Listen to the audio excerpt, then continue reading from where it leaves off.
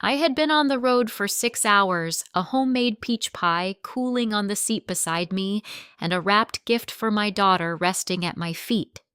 I still had the spare key Emily once insisted I keep. I let myself in quietly, smiling until I heard Jason's voice from the dining room.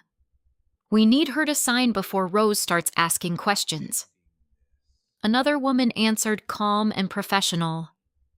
"And Emily? Is she in the right state to agree?" My heart didn't just drop, it stopped. Because in that moment I realized I wasn't walking into a family visit. I was walking into something planned. If this moment already gives you chills, I'd love to know, where are you watching from and what time is it there right now? Go ahead and share in the comments. And if you've ever trusted your instincts in a situation that didn't feel right, tell me what you would do next. Don't forget to like and subscribe, because this story, it only gets deeper from here. My name is Rose Butler. I'm 62 years old, recently retired, and until about a year ago, I believed I had a life that was quiet, predictable, and full in all the ways that mattered. I spent most of my career as a school counselor in Knoxville, Tennessee. I wasn't the kind of person who chased big promotions or recognition. I was the one who stayed late to talk to a student who didn't want to go home. The one who remembered birthdays, who kept granola bars in her drawer, who listened more than she spoke. That was my life. Simple, grounded, meaningful. And at the center of it all was my daughter, Emily. Emily Carter. Though she'll always be. Emily Butler to me was my only child. I had her later in life after years of thinking motherhood might not happen for me. So when she came into my world, she didn't just change my life. She became it. We were close. The kind of close people sometimes raise their eyebrows at. Not in an unhealthy way, but in a way that felt deeply connected. We talked about everything. Her first heartbreak in high school, her dreams of becoming a graphic designer, her fears about not being enough in a world that always seemed to demand more. Even after she moved out, even after she got her own apartment in Charlotte, we stayed in touch almost daily. Sometimes it was a full conversation. Sometimes just a quick check-in, a text, a photo of something that reminded her of home, and then she met Jason. At first, I wanted to like him. I really did. Jason Carter was polished, well-spoken, the kind of man who looked you in the eye and shook your hand firmly. He worked in financial consulting, had a nice house, and seemed stable in all the ways a mother hopes for when her daughter brings someone new into her life. Emily was happy. At least she seemed happy. And for a while, that was enough for me. Their wedding was small but elegant. It was held just outside Charlotte in a garden venue with white roses and soft music drifting through the trees. I remember watching Emily walk down the aisle, her hand resting lightly on Jason's arm, and thinking, she looks safe. I wanted that for her. Safety, stability, a life that didn't carry the same quiet struggles I had known after losing my husband. Thomas passed away 3 years ago, a sudden heart attack.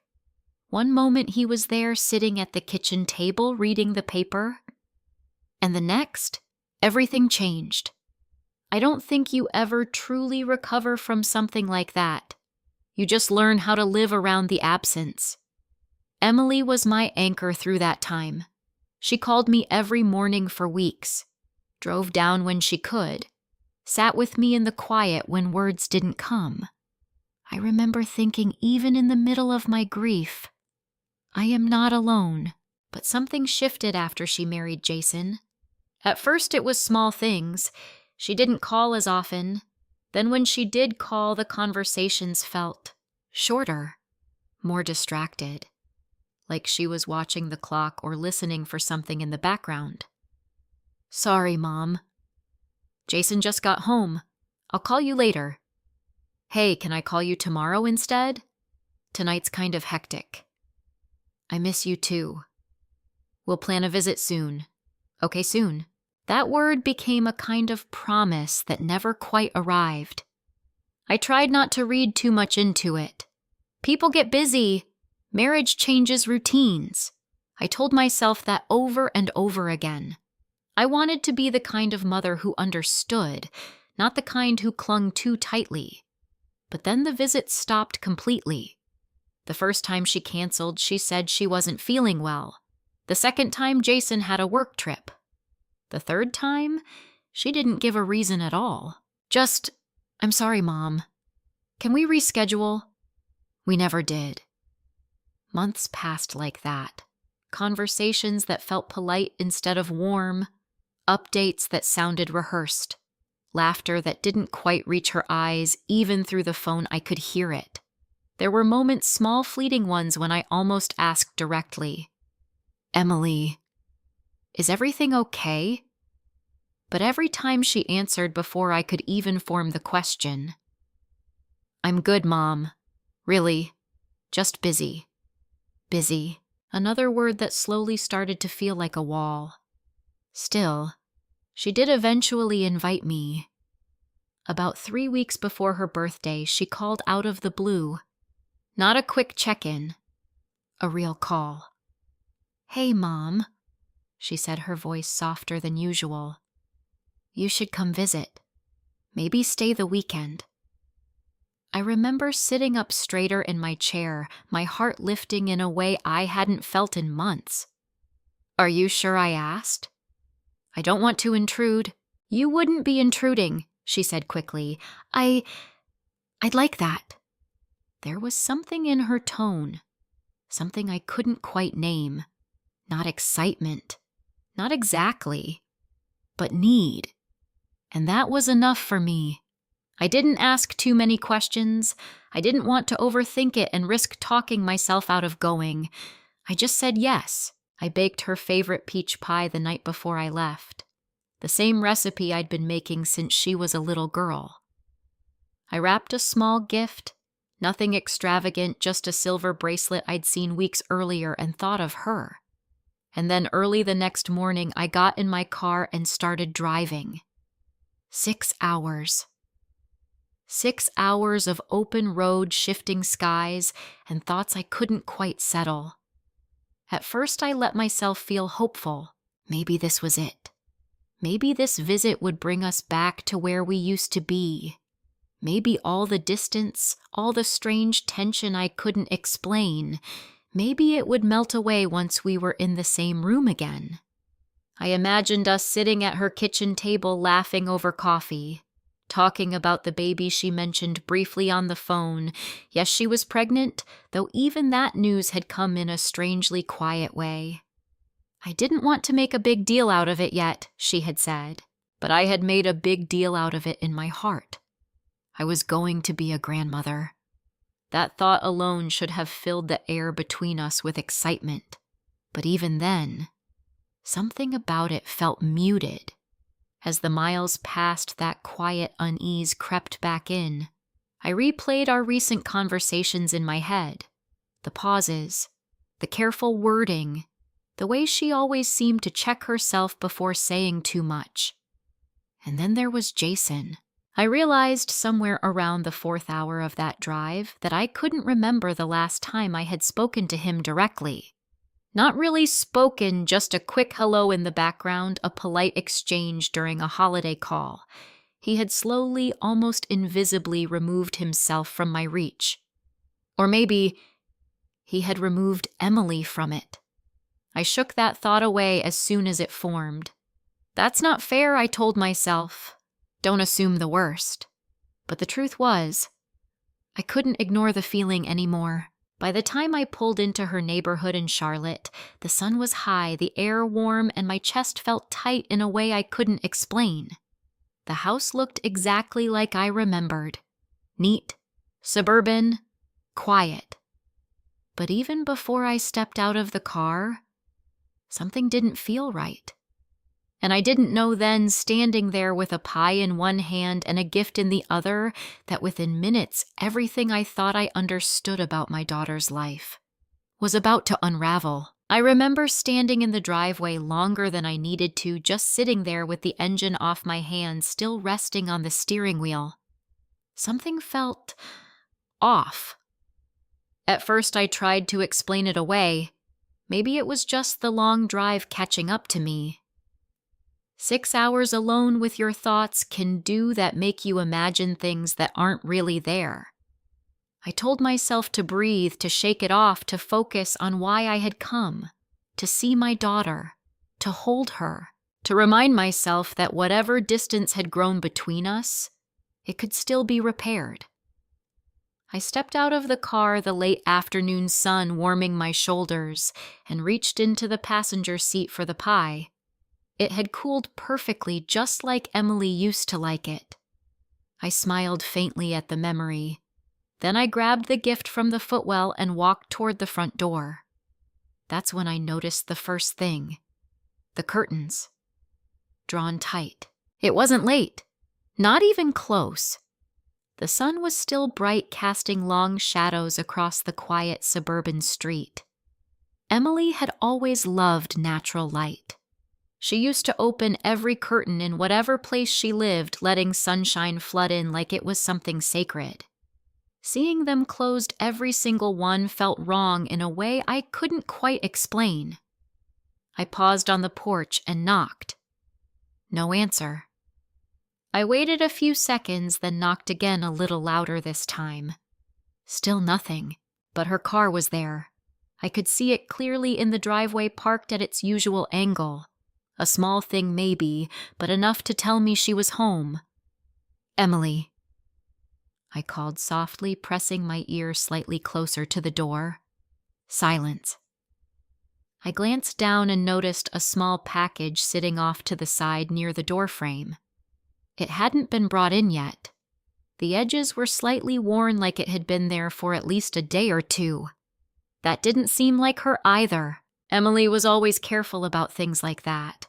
She hated letting deliveries sit outside. "Mom porch pirates are real," she used to joke. I felt that tightness in my chest again. I reached into my purse slowly and pulled out the spare key.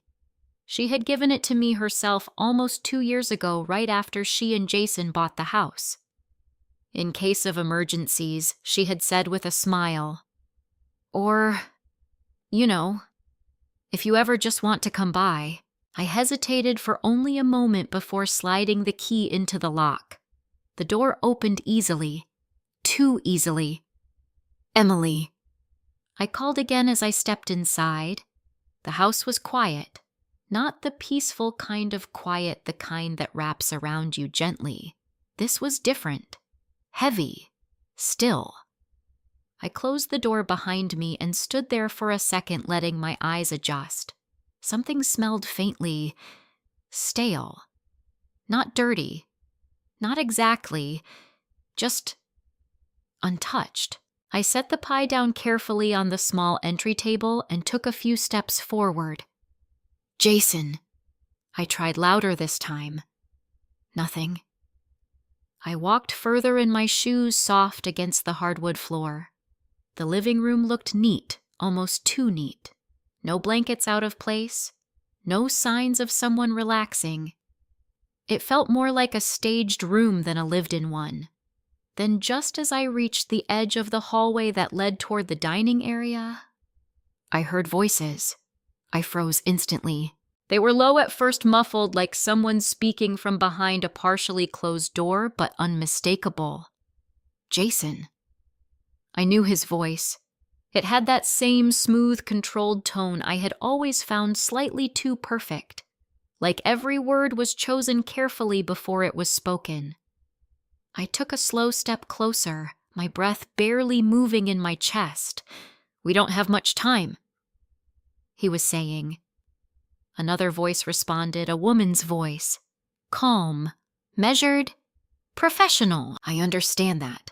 But she needs to be in a clear state of mind when she signs. Otherwise, she'll sign." Jason interrupted, sharper now. "She always does." My heart skipped. "She trusts you." The woman continued, not unkindly, but with a firmness that made my stomach twist. But if this gets challenged later?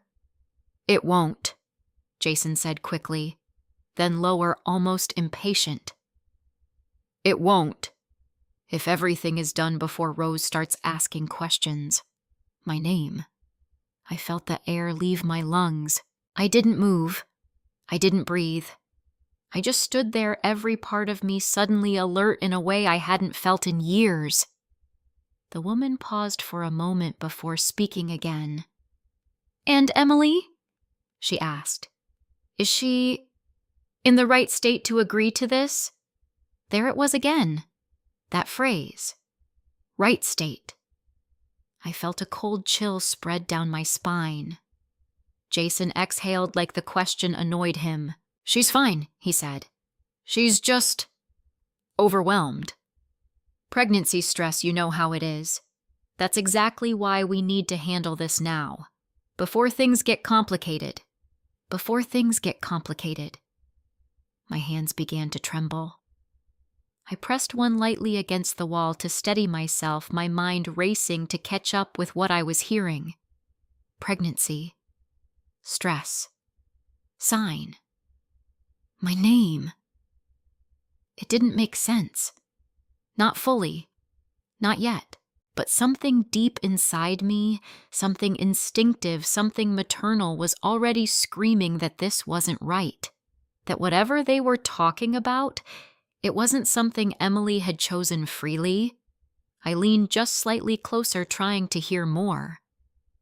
"If Rose gets suspicious," Jason was saying again, his voice lower now, almost cautious, "everything falls apart. I need this done clean. No delays." The woman hesitated. "I just want to be clear on my role here," she said. "I was told this was straightforward estate planning, but if there are concerns about capacity, there aren't." Jason snapped, then quickly softened his tone. "Look, Karen, I appreciate your help. Really, but we're overthinking this. Emily wants this. I'm just helping her get it done." Karen. So that was her name. I repeated it silently in my head, like I needed to hold on to something solid. "Emily wants this." The words didn't sit right. They didn't sound true. Not the Emily I knew, not the girl who used to call me just to ask if I thought she was making the right decision about something small, something simple. Not the woman who would never ever keep me in the dark about something important. Unless she couldn't tell me. The thought hit me so suddenly it made my chest ache. I stepped back without realizing it, my heel brushing lightly against the floor. A small sound. Barely anything. But in that moment it felt deafening. The voices in the dining room stopped. Silence. Sharp. Immediate. A kind of silence that meant someone had heard something. My heart slammed against my ribs. For a split second I considered turning around. Walking out. Pretending I had just arrived. But it was too late. Footsteps. Coming toward me, and all I could do was stand there frozen in the hallway, knowing that whatever I was about to face would change everything. The footsteps grew louder, measured but quick, and before I could gather myself, before I could decide whether to act surprised or pretend I had just walked in, Jason appeared at the end of the hallway. For a brief second, something real flickered across his face. Not warmth, not welcome. Shock. It vanished almost instantly, replaced by that same polished composure I had seen so many times before. "Rose," he said, blinking like he hadn't expected me.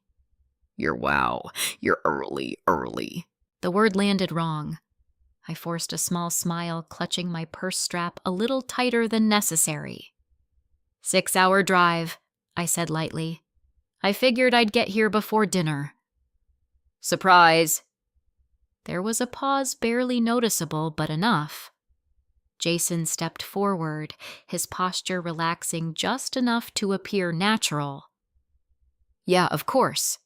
That's great. We weren't expecting you until next weekend. Not what Emily had told me. My stomach tightened, but I kept my expression steady. Behind him, the woman from the dining room stepped into view. She was in her late 40s, maybe early 50s. Professional looking. Clean lines, a leather folder tucked neatly under her arm. She gave me a polite, slightly cautious smile. "Hello," she said. "You must be Rose." I replied, studying her just as carefully. "And you are?" "Karen Holt," she said smoothly. "I've been working with Jason and Emily on some estate planning matters." Estate planning. So that was the story. I nodded slowly, though nothing about it settled the unease building inside me. "Well," I said, glancing between them, "I hope I'm not interrupting anything important." "Not at all," Jason answered quickly. Too quickly. "We were just wrapping up." Karen gave a small nod. "Yes, everything we needed to discuss can be finalized later." Something in her tone had changed. Subtle, but there. More guarded. As if my presence had shifted the balance of something unspoken. Before I could press further, another voice came from behind them. "Mom." I turned instantly. Emily stood just inside the dining room doorway. For a moment, everything else faded. It was just her. My daughter. But something was wrong. I saw it immediately, even before she took a step toward me. Her skin looked pale, too pale. The warm glow she used to carry so naturally seemed dimmed, like someone had turned down the light inside her. Her hair was pulled back loosely, not styled the way she used to care about, and her eyes didn't meet mine right away. When they finally did, there was a flicker of something I couldn't quite name. Not just surprise, something deeper, something contained.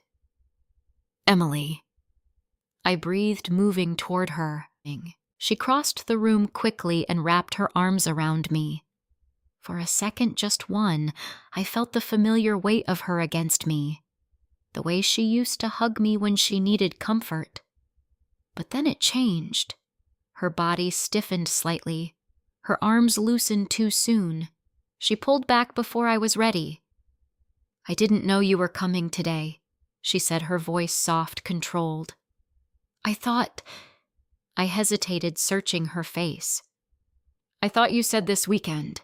Her eyes flickered quickly, almost imperceptibly toward Jason. Then back to me. "Yeah," she said, nodding a little too fast. I guess I mixed up the dates." Mixed up the dates? That wasn't like her. Not Emily. Not the girl who color-coded her calendar and double-checked plans down to the hour, but I didn't challenge her. Not yet. Instead, I reached out and gently touched her arm. "Are you okay?" I asked quietly. "I'm fine," she said immediately. Too immediately. Her smile didn't reach her eyes, and as she shifted slightly, the sleeve of her light cardigan pulled back just enough for me to catch something. A shadow. Faint.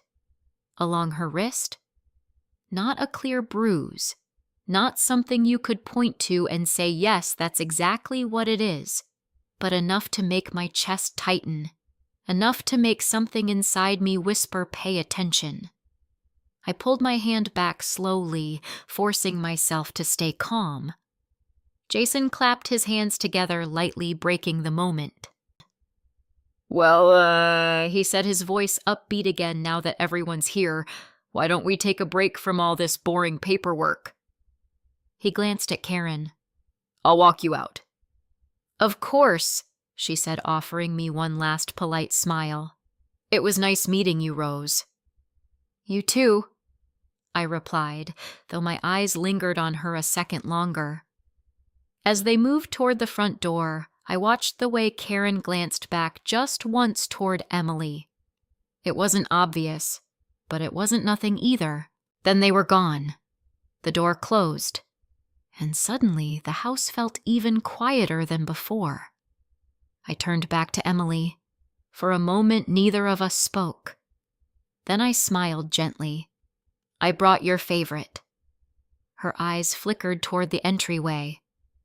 Peach pie. Of course. A small, genuine smile touched her lips. It was the first real one I had seen. Thank you, she said softly. We moved into the kitchen together, and I busied myself unpacking the pie, setting it on the counter like everything was normal. Like I hadn't just heard what I heard. Like my heart wasn't still racing. Emily leaned against the counter watching me. You didn't have to drive all this way, she said after a moment. I wanted to, I replied. It's your birthday. She nodded but didn't say anything else. Silence settled between us again. Not comfortable, careful. I turned slightly, lowering my voice. Is everything really okay? Her fingers tightened against the edge of the counter. For a second, just a second, I thought she might tell me. But then, I'm fine, Mom, she said again. Same words, same tone, rehearsed. Before I could push further, the front door opened again. Jason's voice carried in. All right, Karen's on her way. Emily straightened instantly, like a switch had been flipped. I should start dinner, she said quickly, moving past me. I'll help, I offered. That's okay, she replied, already reaching for a pan. I've got it. Jason appeared in the doorway, smiling like nothing had happened. Rose, you must be exhausted, he said. Why don't you relax? Make yourself at home. Make yourself at home. The words felt strange, like I was a guest, not family. Dinner passed in a blur of small talk. Jason carried most of the conversation, filling the space with easy charm. Work updates, neighborhood news, plans for the baby. Emily spoke when spoken to. Nothing more. Every answer felt measured, careful, like she was choosing each word before letting it out. I watched her closely the entire time. The way she avoided certain topics, the way her hands stayed close to her body, the way her eyes occasionally drifted not to me but to Jason, like she was checking something, or waiting for something, or afraid of something. After dinner, I offered to clean up. No, Jason said. You're our guest. Our guest. Again. Emily didn't argue. She just stood there drying her hands on a towel, her gaze distant. Later, Jason showed me to the guest room. It was neat. Prepared. Too prepared. Like they had expected someone. Just not today. If you need anything, let us know, he said from the doorway. Thank you, I replied. He lingered for a second, then added, And Rose, don't worry about all that paperwork earlier. Just boring adult stuff. I met his eyes. Of course, I said calmly. He smiled, closed the door, and left. I stood there for a long moment listening to his footsteps fade down the hall. Then I sat slowly on the edge of the bed. My mind replayed everything. The voices, the words, the way Emily had looked at me, the way she hadn't, the way she had said she was fine. Again and again, I leaned forward, pressing my hands together. Something wasn't right. Not just a little off. Not just stress. Something deeper. Something hidden. And for the first time since I arrived, I wasn't thinking about reconnecting with my daughter anymore. I was thinking about protecting her. I didn't sleep much that night. I lay in the guest bed, staring at the ceiling, listening to the quiet hum of the house, replaying every moment since I walked through that front door. Jason's voice, Karen's questions, Emily's eyes. It all circled in my mind over and over again like a puzzle I couldn't quite piece together, but I knew deep down that the picture it formed wouldn't be a good one. At some point, I turned onto my side and reached for my phone on the nightstand. 2:47 a.m. The numbers glowed softly in the dark. I sat up slowly, careful not to make noise, and opened my email. If I was being honest with myself, the unease I felt didn't start today.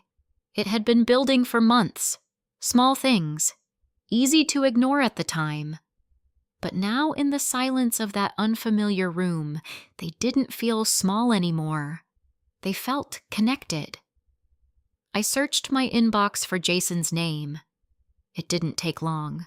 There were only a handful of emails, but each one stood out more clearly now than it had when I first received them. The earliest one was from about a year ago, just a few weeks after Thomas passed. I opened it. "Hey, Rose," it began, casual, friendly. "I know this is a tough time.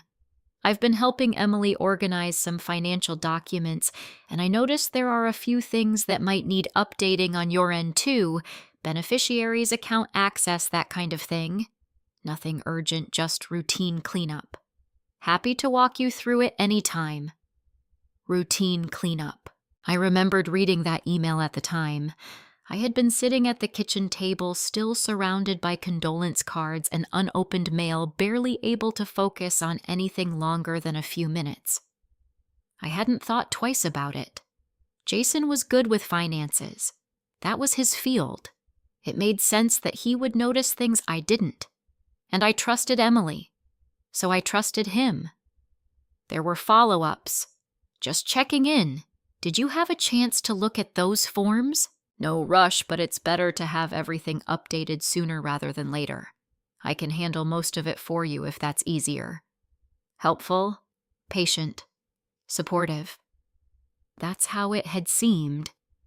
I scrolled further. There it was, an email with an attachment. Attached is a simple form. Just confirms beneficiary alignment and allows for easier account management if anything unexpected happens. Totally standard. I remembered printing it, signing it, sending it back. I remembered thinking, I'm glad someone is helping me with this. I can't think straight right now. My stomach turned. I hadn't reviewed it carefully. Not really. I had skimmed it, trusted the explanation, and signed where it told me to sign. Because I was grieving.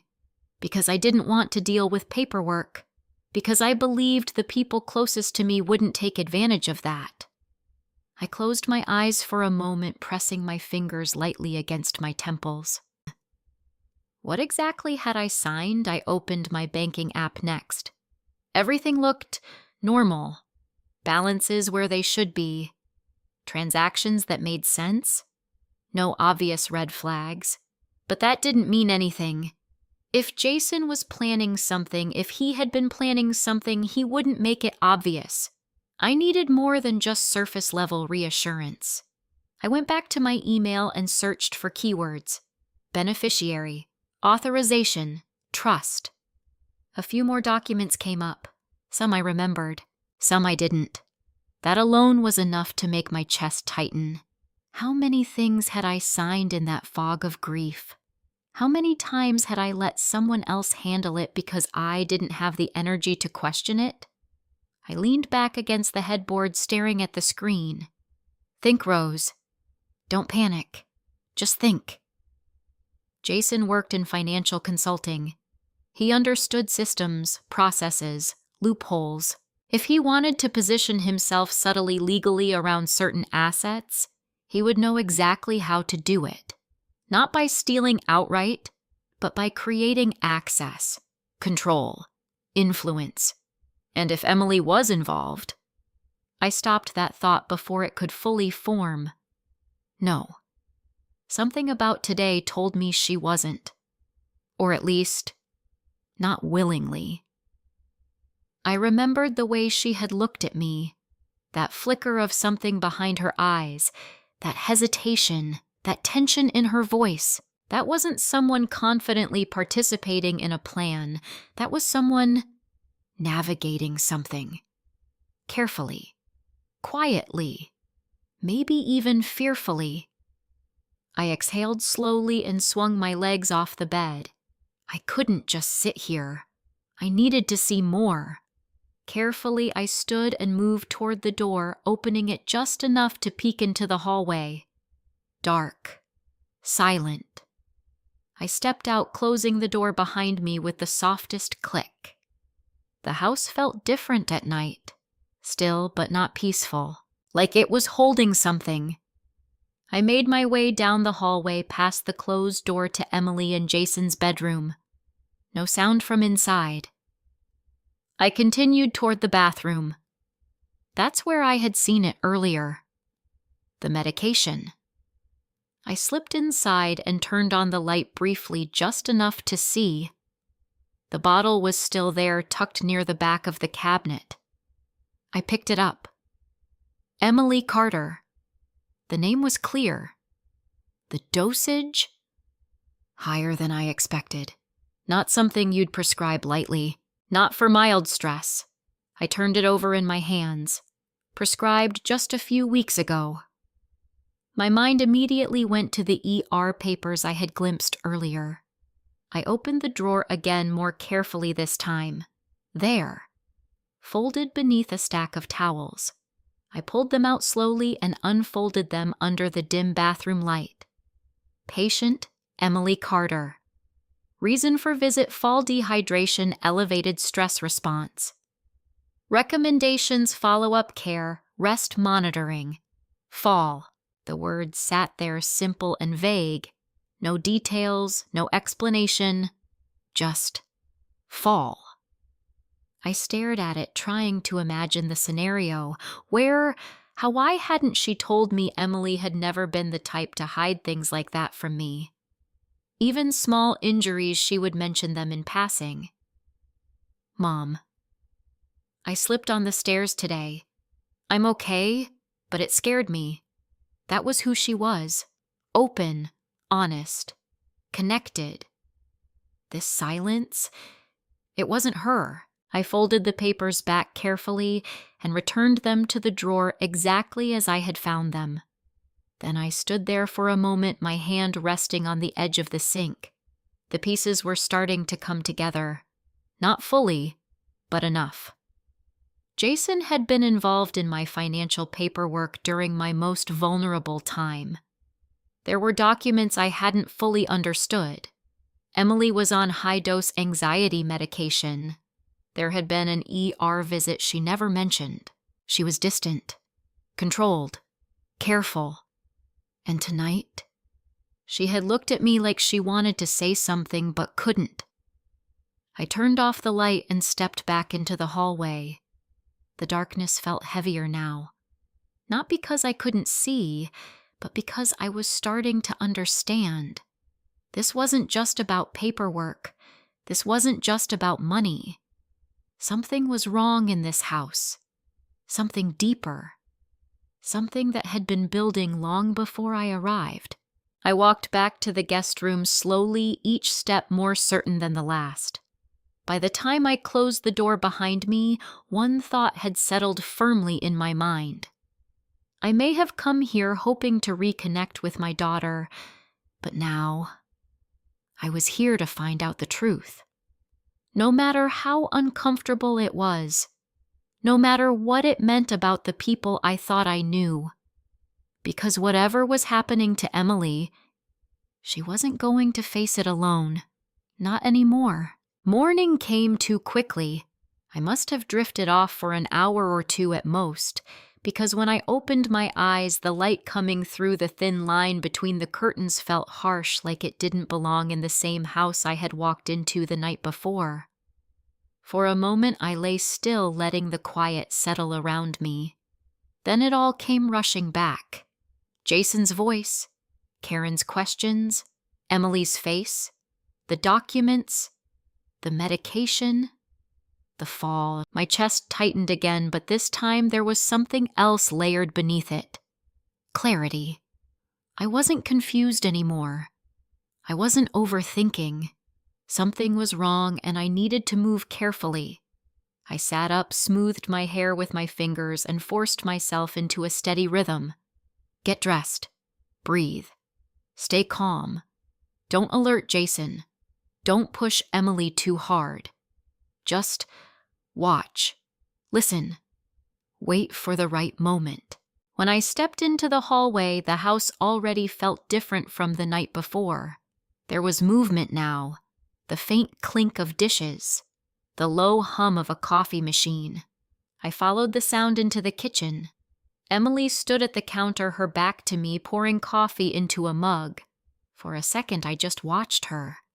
She moved slowly, carefully, like every motion required more energy than it should. "Morning," I said gently. She flinched.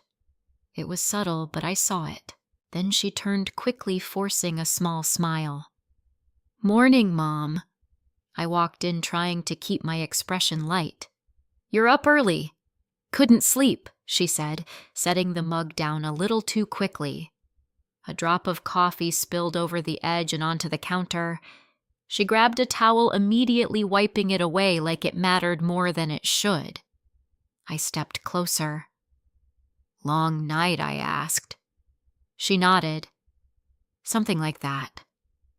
There was a pause. This was it. A moment without Jason. I lowered my voice slightly. "Emily, can we talk for a second?" Her hands stilled, just for a heartbeat. Then she nodded. "Yeah, of course." I leaned lightly against the counter, keeping my tone soft. Non-threatening. "Are you happy?" I asked. It wasn't what I had planned to say, but it was the question that mattered most. She blinked, clearly caught off guard. "Of course I am," she said quickly. Too quickly. I didn't respond right away. I just watched her. Really watched her. The way her shoulders were slightly tense. The way her fingers curled around the edge of the counter like she needed something to hold on to.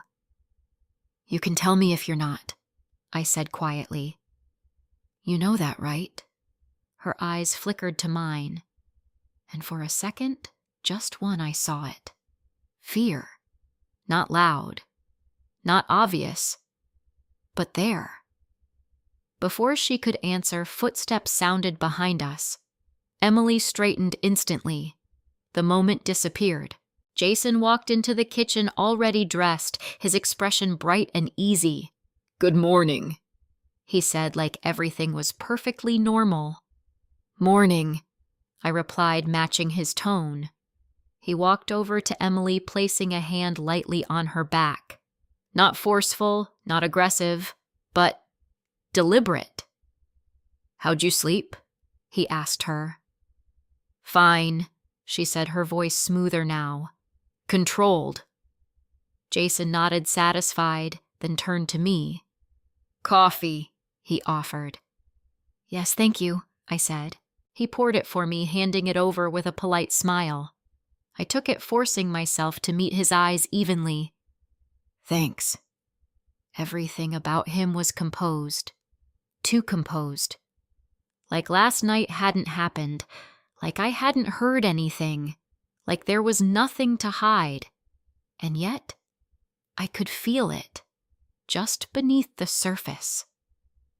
Later that morning, Jason announced he needed to run an errand. Just some work stuff, he said casually, grabbing his keys. "Shouldn't be too long." I nodded. "Drive safe." He gave Emily a quick kiss on the side of her head, light, almost performative, and left. The front door closed. The house fell quiet again. I waited, counted to 10 in my head, then turned slowly toward Emily. She was already looking at me. This time she didn't look away. "Okay," I said softly. "Now we can talk." Her breath hitched slightly. She glanced toward the door, then back at me. "We don't have a lot of time," she whispered. My heart dropped. Why not? Because he could come back any time, she said quickly. That alone told me everything I needed to know. I stepped closer. "Emily, what's going on?" She opened her mouth, then closed it again. Her hands were shaking. I reached out gently, taking them in mine. "They're cold," I said more to myself than anything. "I'm fine," she whispered again. "No, you're not," I said quietly. "And I need you to stop saying that." Her eyes filled with something panic maybe, or hesitation. "I don't know what you heard," she said. "I heard enough," I replied. "I heard Jason talking about getting someone to sign something before I ask questions. I heard a woman asking if you were in the right state of mind." Emily froze, completely still, her face drained of what little color it had. "Oh my God," she whispered. "So don't tell me everything's fine." I continued, my voice still calm but firmer now. "Because it's not." Silence stretched between us. Heavy. Fragile. Then, "I can't talk about it right now," she said, her voice barely audible. My chest tightened. "Why?" She pulled her hands away gently. "Because he checks everything," she said. "Everything." "What does that mean?" I asked. "My phone. My emails. Sometimes even the call logs," she said quickly, her words coming faster now, like once they started, they couldn't stop. "He says it's just to keep things organized, but—" She didn't finish the sentence. She didn't need to. A chill ran through me. "How long?" I asked softly. She shook her head. "I don't know. It just started happening more and more." "And you let him?" I asked before I could stop myself. Her expression changed instantly. Not anger, not defensiveness. Something worse. Shame. "I didn't know how to say no," she said quietly. That hit harder than anything else.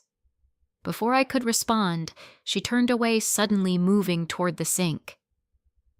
"I should get back to breakfast," she said, her voice tightening again. "Emily!" I said, "I'm fine, Mom," she interrupted. But it didn't sound the same this time. It sounded practiced, like she was putting the wall back up. I stood there watching her, feeling that familiar helplessness creep in, but this time I didn't let it take over. Instead, I stepped back, gave her space. "Okay," I said gently. "We'll talk later." She didn't respond, just nodded faintly. I turned and walked out of the kitchen, my mind racing. He checks everything. The words echoed over and over again. That wasn't normal. That wasn't concern. That was control. As I passed the hallway, something caught my eye. The bathroom door was slightly open, and for a brief moment I remembered the medication again. The ER papers. The word fall.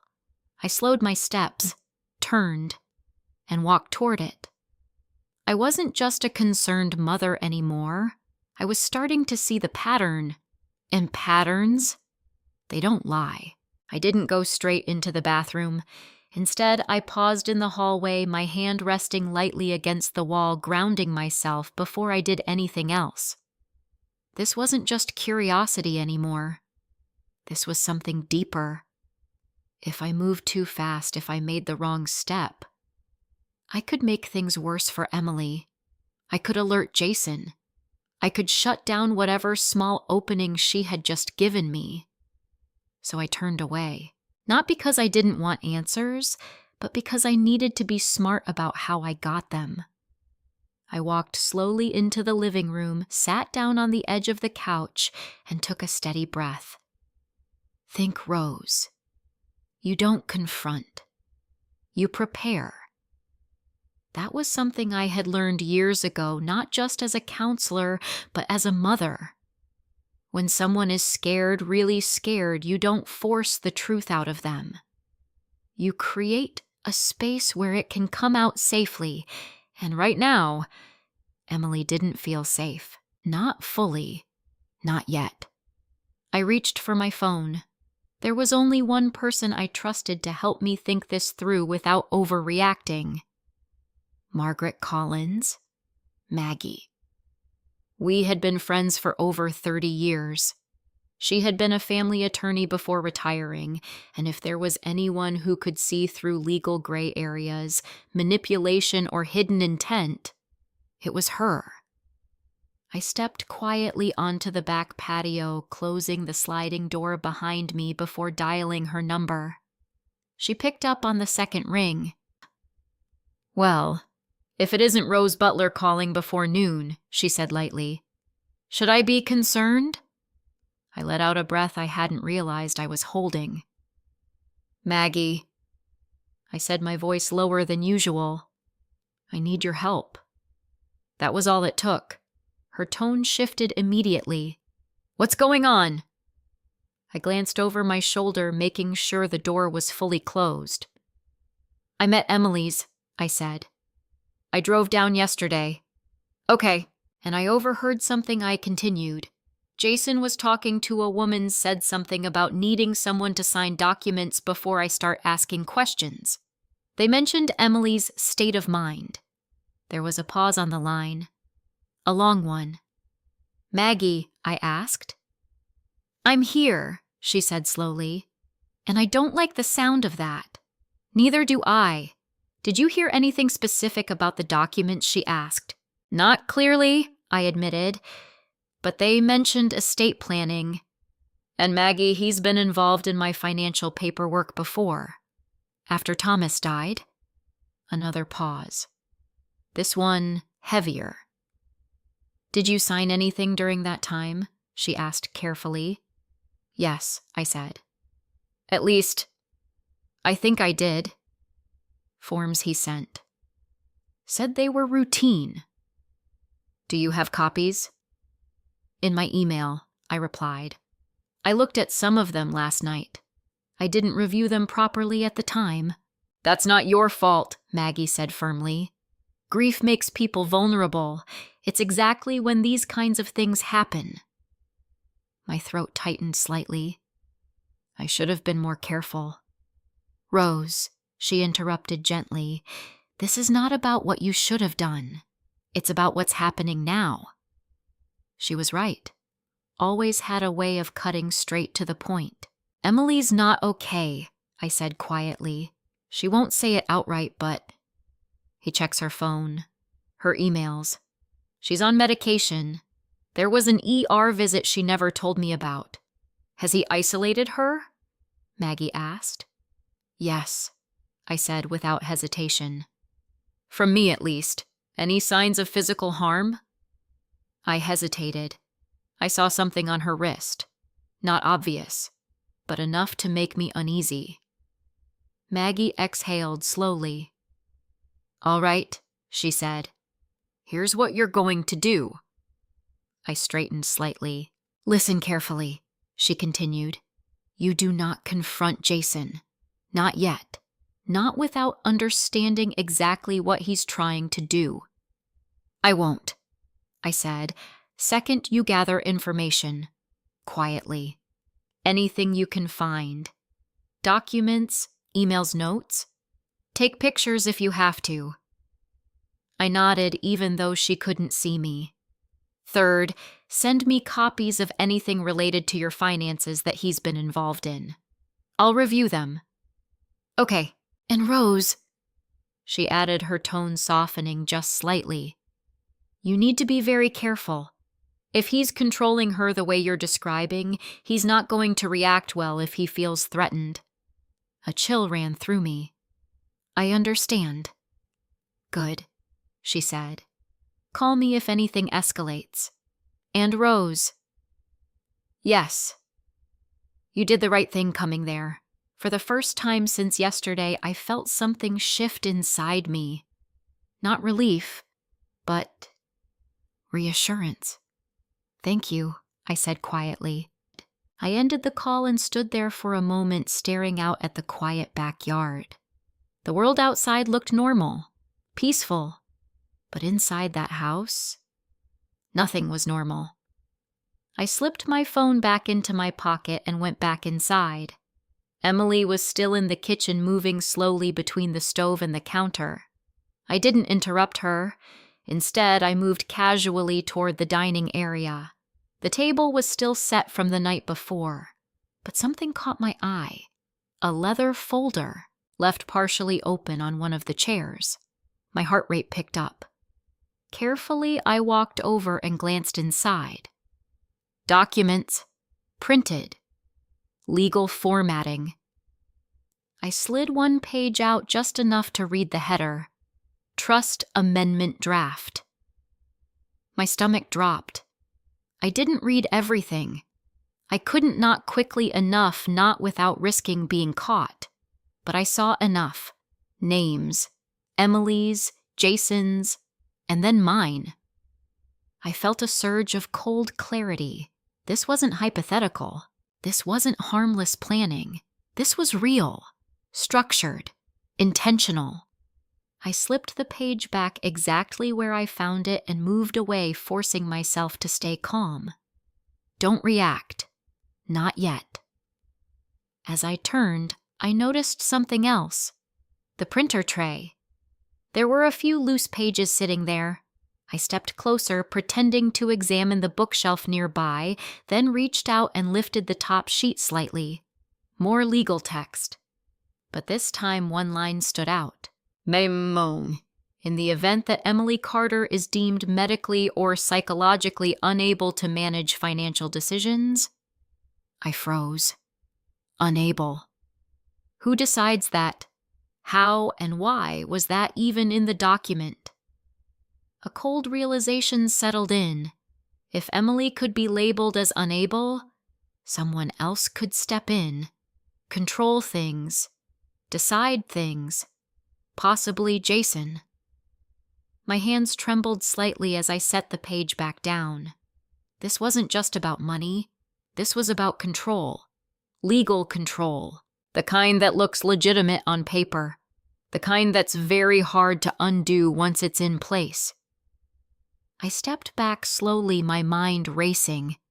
Behind me, I heard Emily's voice. Mom. I turned. She stood in the kitchen doorway watching me. Not suspicious. Not yet. But aware.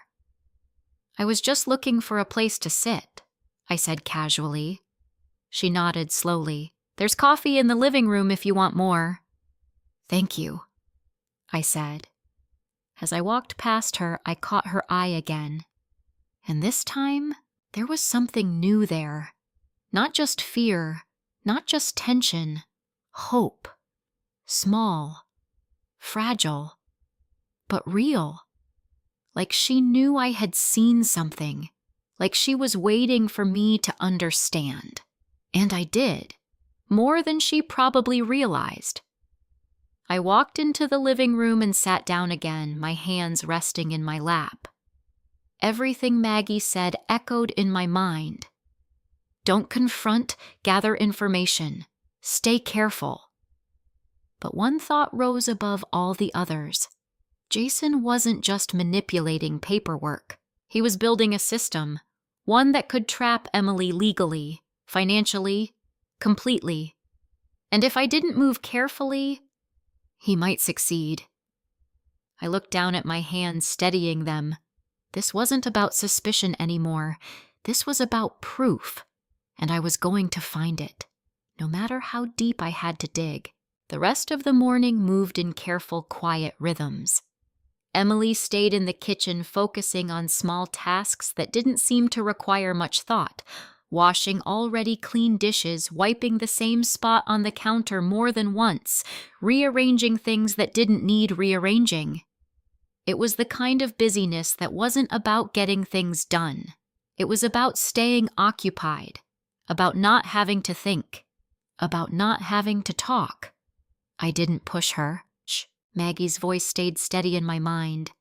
Don't confront. Not yet. So instead I watched. Listened, waited.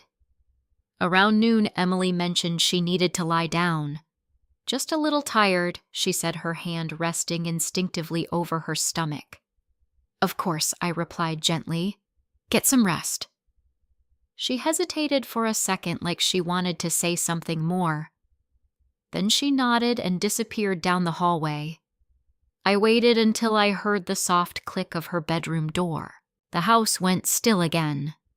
That same heavy quiet from yesterday returned, but this time it didn't make me freeze. It sharpened me. I stood up slowly and walked back toward the dining room. The leather folder was still there, so were the loose pages in the printer tray. This time I didn't hesitate. I moved quickly but carefully, slipping my phone from my pocket and opening the camera. One page at a time. Click, click. I took photos of everything I could without disturbing the arrangement. The trust amendment draft, the clause about Emily being deemed unable, the sections referencing asset management. Names, dates, legal language I didn't fully understand, but Maggie would. I worked fast, my heart pounding harder with each second. Every small sound felt louder than it should. The creak of the floor, the faint hum of the refrigerator, the distant ticking of a clock. When I finished, I placed everything back exactly where I found it. No movement out of place, no sign I had been there. Then I stepped away, slipping my phone back into my pocket, forcing myself to breathe normally again. You're okay, Rose. You're being careful. You're doing what you need to do. I had just turned toward the hallway when something caught my eye. The side table near the entryway. There was a small stack of mail. I hadn't paid much attention to it yesterday, but now everything felt like a potential clue. I walked over and glanced down casually. Bills, advertisements, then an envelope from a law office. I leaned slightly closer. The return address read, Henderson and Blake Legal Services, Charlotte, NC. I memorized it instantly. Another piece of the puzzle. I didn't open it. Not yet. But I noted it, filed it away. Then I stepped back just as I heard movement from the hallway. Emily. I turned, keeping my posture relaxed. She walked slowly toward the kitchen again, her hair slightly more disheveled now. Her expression tired but calmer. You okay? I asked softly. She nodded. Yeah. Just needed a minute. Of course, she reached for a glass of water. Her movements slow, deliberate. Then, without looking directly at me, she slid something small across the counter. A folded piece of paper. So subtle I almost missed it. My heart skipped. I didn't react immediately. I just kept my tone steady. Want me to make some tea? Sure, she said quietly. While I turned toward the cabinet, I reached down and picked up the paper, slipping it into my hand without drawing attention. I didn't open it right away, not until I had stepped into the pantry out of her direct line of sight. Then I unfolded it. 3 short lines. Please don't argue with him. He checks everything. I need you to trust me. My chest tightened so suddenly it almost hurt. I read it again, slower this time. Don't argue. He checks everything. Trust me. This wasn't fear in general. This was strategy. Emily wasn't just scared. She was navigating something, carefully, deliberately, and she needed me to follow her lead. I folded the paper again and slipped it into my pocket, my mind racing.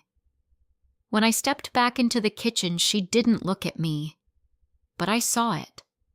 The smallest shift in her posture, like she was waiting. I set the tea kettle down on the stove and turned it on. I'm here, I said quietly, not loud enough to draw attention, but enough for her to hear. Her shoulders softened just a fraction. That was all, but it was enough. The rest of the afternoon passed in that same careful balance. Normal on the surface. Something else underneath. Then around 3 o'clock, Jason came back. The front door opened and his voice carried in. I'm home. Emily stiffened instantly. The shift was immediate, subtle but undeniable. She straightened her movements, becoming more controlled, more measured. "Hey!" she called back. I stayed where I was watching. Jason walked in, setting his keys down casually. His eyes flicked briefly to me, then to Emily, taking in everything, always observing. Everything good, he asked. "Yeah," Emily said smoothly. "Just resting." He nodded, satisfied. Too satisfied. Then his phone rang. He glanced at the screen, his expression tightening slightly. "I need to take this," he said, stepping into the hallway. He didn't go far. Just far enough. But not far enough. The house was quiet enough that his voice carried. I wasn't trying to listen, but I heard him anyway. Yeah, I know he said, his tone low and tense. "She showed up early." My heart stopped. "She wasn't supposed to be here yet," he continued. "We're going to have to adjust the timeline." Timeline. The word echoed in my mind. Adjust. Change. React. Everything I had suspected suddenly sharpened into something clearer. This wasn't just a plan. It was a schedule. Something timed. Something deliberate. And my arrival had disrupted it. I felt a chill run through me, because that meant one thing. Emily hadn't simply mixed up the dates. Jason had expected me later, for a reason, which meant Emily had wanted me here sooner. My pulse quickened. I turned slightly, catching Emily's eye from across the kitchen. She was already looking at me, and this time there was no confusion, no hesitation, just quiet confirmation. She knew I had heard. She knew I understood. And in that moment, everything shifted. The doubt I had been holding on to, the part of me that still questioned whether I was reading too much into things, it disappeared. Emily hadn't been pulling away from me. She had been trying to reach me in the only way she could, without saying it out loud, without putting herself at risk. I swallowed hard, forcing myself to stay calm as Jason's voice continued faintly in the background. "No, she doesn't know anything yet," he said. "Yet." The word settled deep in my chest, because he was wrong. I didn't know everything. Not yet, but I knew enough. Enough to understand that my daughter wasn't part of this. She was inside it, trapped in it. And whatever Jason was planning, it wasn't just about money. It was about control and timing and making sure no one, especially me, interfered. I turned back to the counter slowly, my hands steady now, my mind clear. This wasn't confusion anymore. This wasn't suspicion. This was certainty. Emily hadn't betrayed me. She had been waiting for me. And now that I was here, I wasn't leaving. Not until I got her out. I didn't sleep at all that night. Not even a little. I lay there in the guest room, staring into the darkness, listening to every sound the house made, every creak, every soft step, every shift in the air, trying to map out what I needed to do next. Because now I knew. Not everything, but enough. Emily wasn't pulling away from me. She had been trying to reach me, quietly, carefully, without saying the words out loud. And Jason? Jason was managing everything around her. Timing, access, information, control. The words settled heavily in my chest. By morning, I had made one decision very clear to myself. I wasn't leaving. Not until I understood exactly how deep this went and how to get Emily out of it safely. I heard movement in the house just before sunrise. Soft footsteps. A door opening, then closing. I sat up slowly, listening. Not Jason. The rhythm was different. Lighter. Emily. I got up quietly and stepped into the hallway. A faint light came from the garage. I moved toward it, careful, silent. When I reached the doorway, I saw her. Emily stood near the back wall, her arms wrapped tightly around herself like she was holding something in. The garage door was still closed, the early morning light filtering in through the small side window. She turned when she heard me. For a second, fear flashed across her face. Then it softened. "Mom?" she whispered. "I couldn't sleep," I said gently. "You?" She shook her head. "No." We stood there for a moment, the silence between us no longer heavy but fragile. I stepped closer. "Is this a safe place to talk?" I asked quietly. She glanced toward the door that led back into the house, then nodded. "Yeah. He's still asleep." That alone told me how carefully she had been living. I didn't waste time. "Emily," I said softly, "I know something's wrong, and I need you to trust me enough to tell me what it is." Her breath hitched. She turned away slightly, pressing her lips together. For a moment, I thought she might shut down again. But then, "He wasn't always like this," she said. Her voice was quiet, fragile, but real. I didn't interrupt. "I thought he was just organized," she continued. "Structured. You know, the kind of person who likes control because it makes him feel safe." She let out a small, humorless laugh. I didn't realize it was about controlling me. My chest tightened. "When did it start?" I asked gently. "After the wedding," she said. "Slow at first. He'd ask to help with my accounts, my schedule, said it would make things easier." Her hands twisted together. And it did. At first. I was busy adjusting to everything. I thought he was just being supportive. She looked up at me, then her eyes shining. I didn't see it happening. "That's not your fault," I said immediately. She shook her head. "No, but I should have noticed sooner." I stepped closer. "What changed?" She hesitated. Then her voice dropped even lower. "I got pregnant." I felt my breath catch. "You mentioned that," I said softly, "but you didn't sound happy." Her expression crumpled slightly. "I was happy," she said. "At first. I told him and he acted excited. Protective. Said he'd take care of everything so I wouldn't have to stress."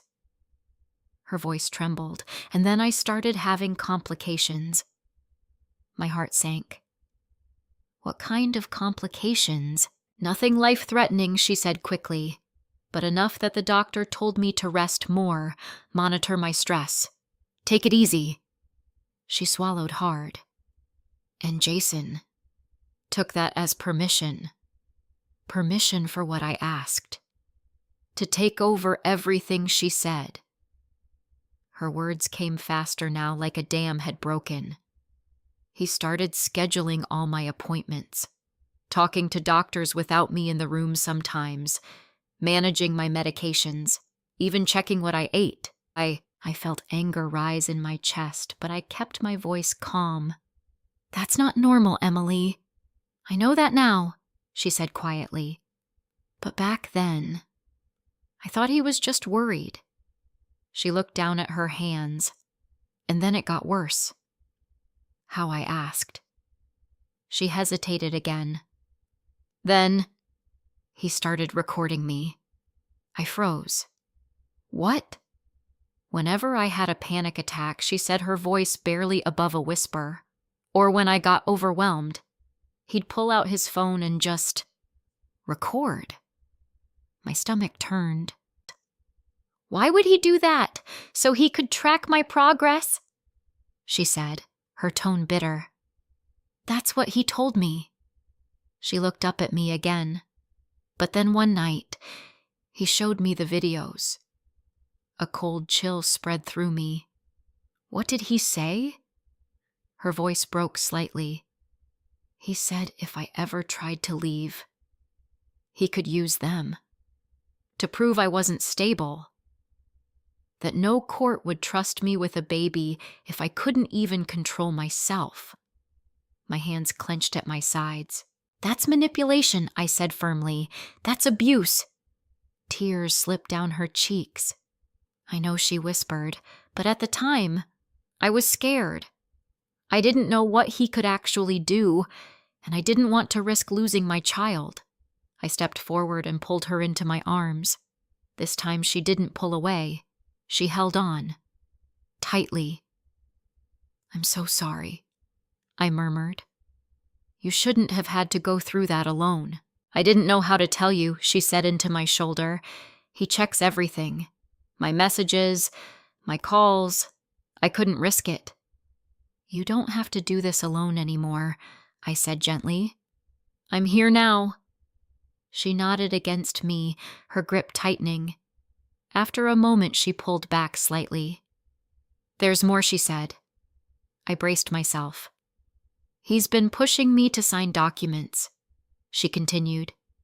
Says it's for the baby. For protection. My stomach dropped. What kind of documents? I don't fully understand them, she admitted. But they talk about financial management, trusts, contingency plans, and your state of mind, I added quietly. She looked at me sharply. You heard that? Yes. Her face went pale.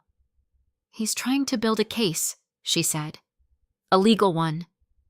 So if anything happens if I'm deemed unstable, he gets control. Control of what I asked. Everything she whispered. My accounts. The baby's future funds. And possibly... She hesitated. Anything tied to you. There it was. The final piece. This wasn't just about Emily.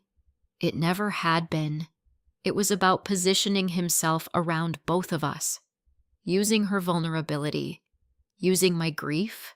Creating a legal pathway to control everything. I took a slow breath, steadying myself. Emily, I said carefully, why didn't you leave?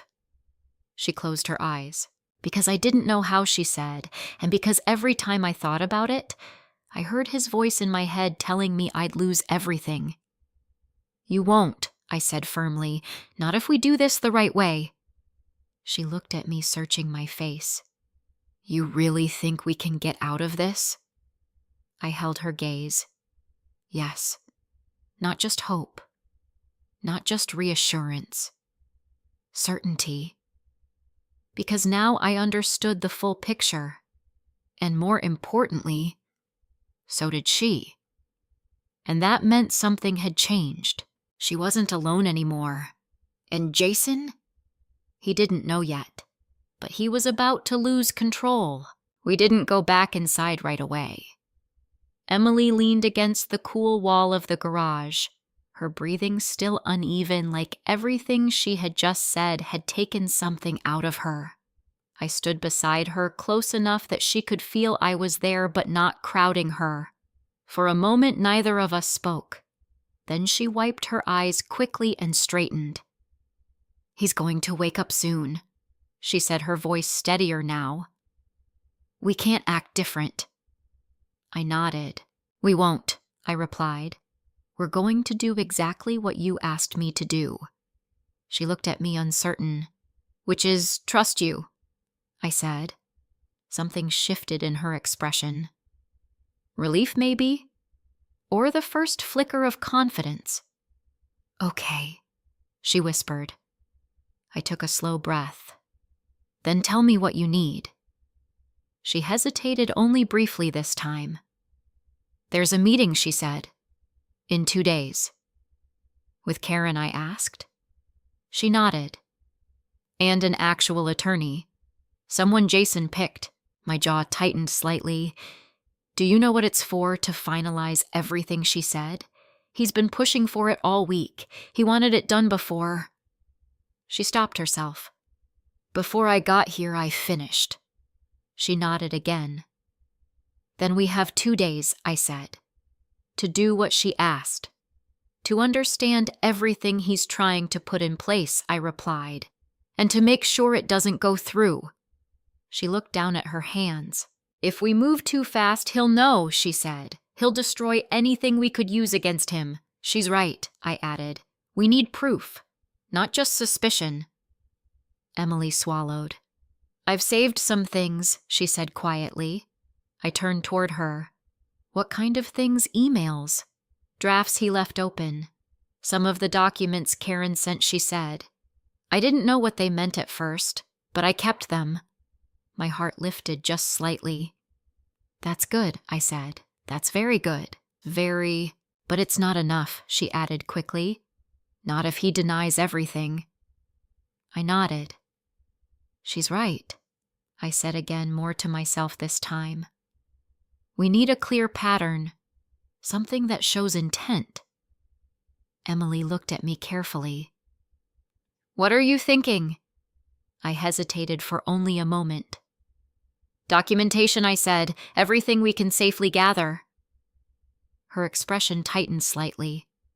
That's risky. So is letting him finish whatever he's planning, I replied gently. She held my gaze, then nodded.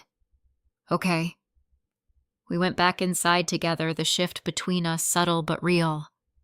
We weren't just mother and daughter trying to reconnect anymore.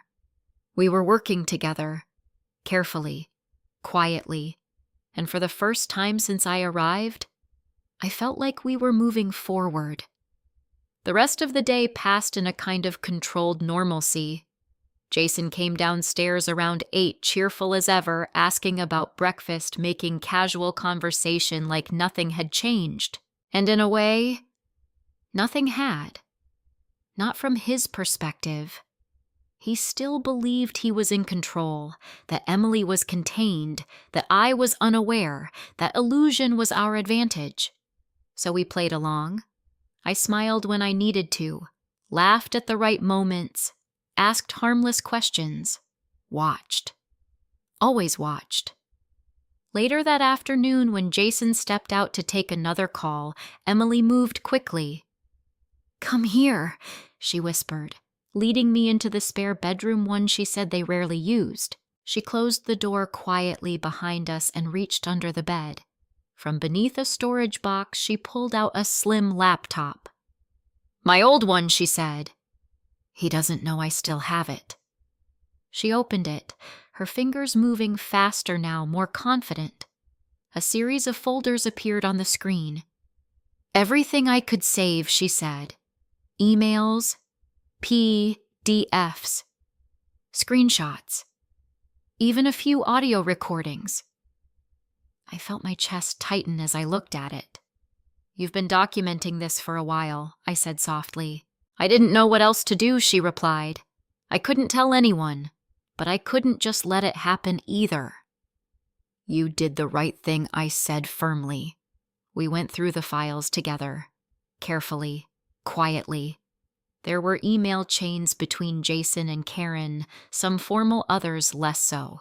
In one, Jason had written, "Need to ensure Emily signs before external interference complicates matters." External interference.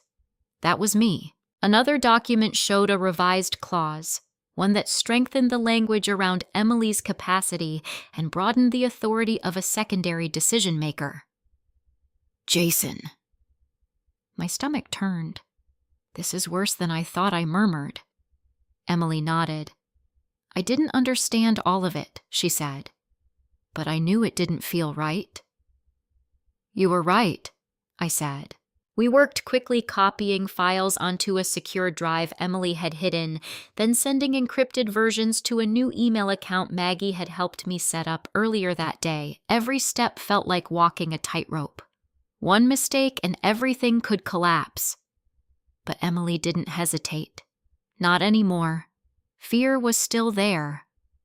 I could see it in her eyes, in the way her hands trembled slightly when she paused.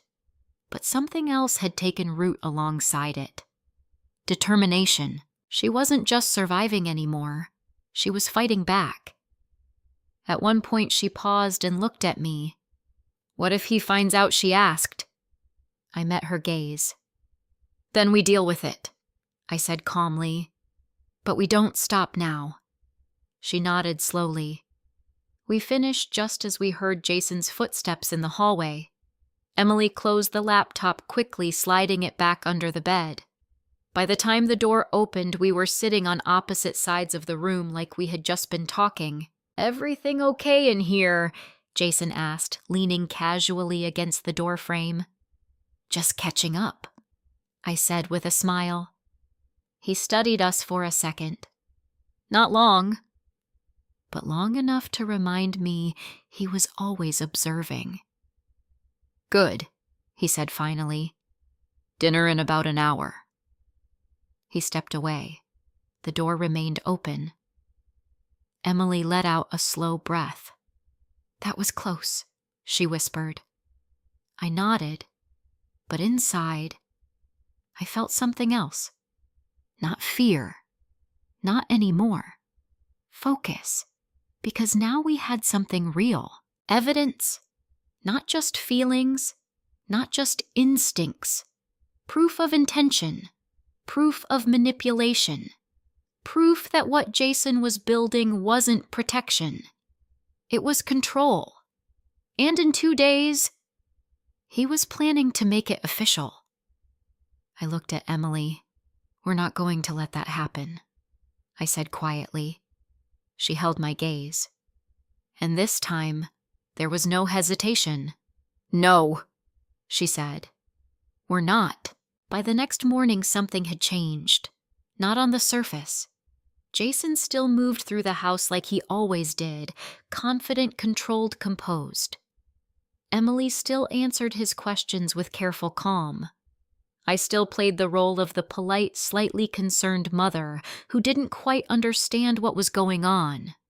But underneath, there was tension. A shift in the air that couldn't be seen but could absolutely be felt. Jason knew something was different. He didn't know what. Not yet. But he sensed it. And that made him more attentive, more observant, more careful. Which meant we had to be even more careful, too. I noticed it first at breakfast. He watched Emily more closely than usual. Not in an obvious way, not something anyone else might pick up on. But I saw it. The way his eyes lingered just a second longer when she spoke. The way he studied her reactions when certain topics came up. Testing. Always testing. "So," he said, casually stirring his coffee, "I was thinking we should go over everything again before the meeting tomorrow." Emily didn't look up. Everything she asked, her tone neutral. "Just to make sure we're aligned," he replied. "No surprises." No surprises. The words carried more weight than they should have. "I thought we already reviewed it," she said. "We did." He agreed. "But it's a lot of information. I just want to be sure you're comfortable with all of it." Comfortable. I kept my expression neutral, though my stomach tightened. Emily nodded slowly. "Okay." Jason smiled slightly. "Satisfied." But not completely. That was the problem. He wasn't fully convinced. Not anymore.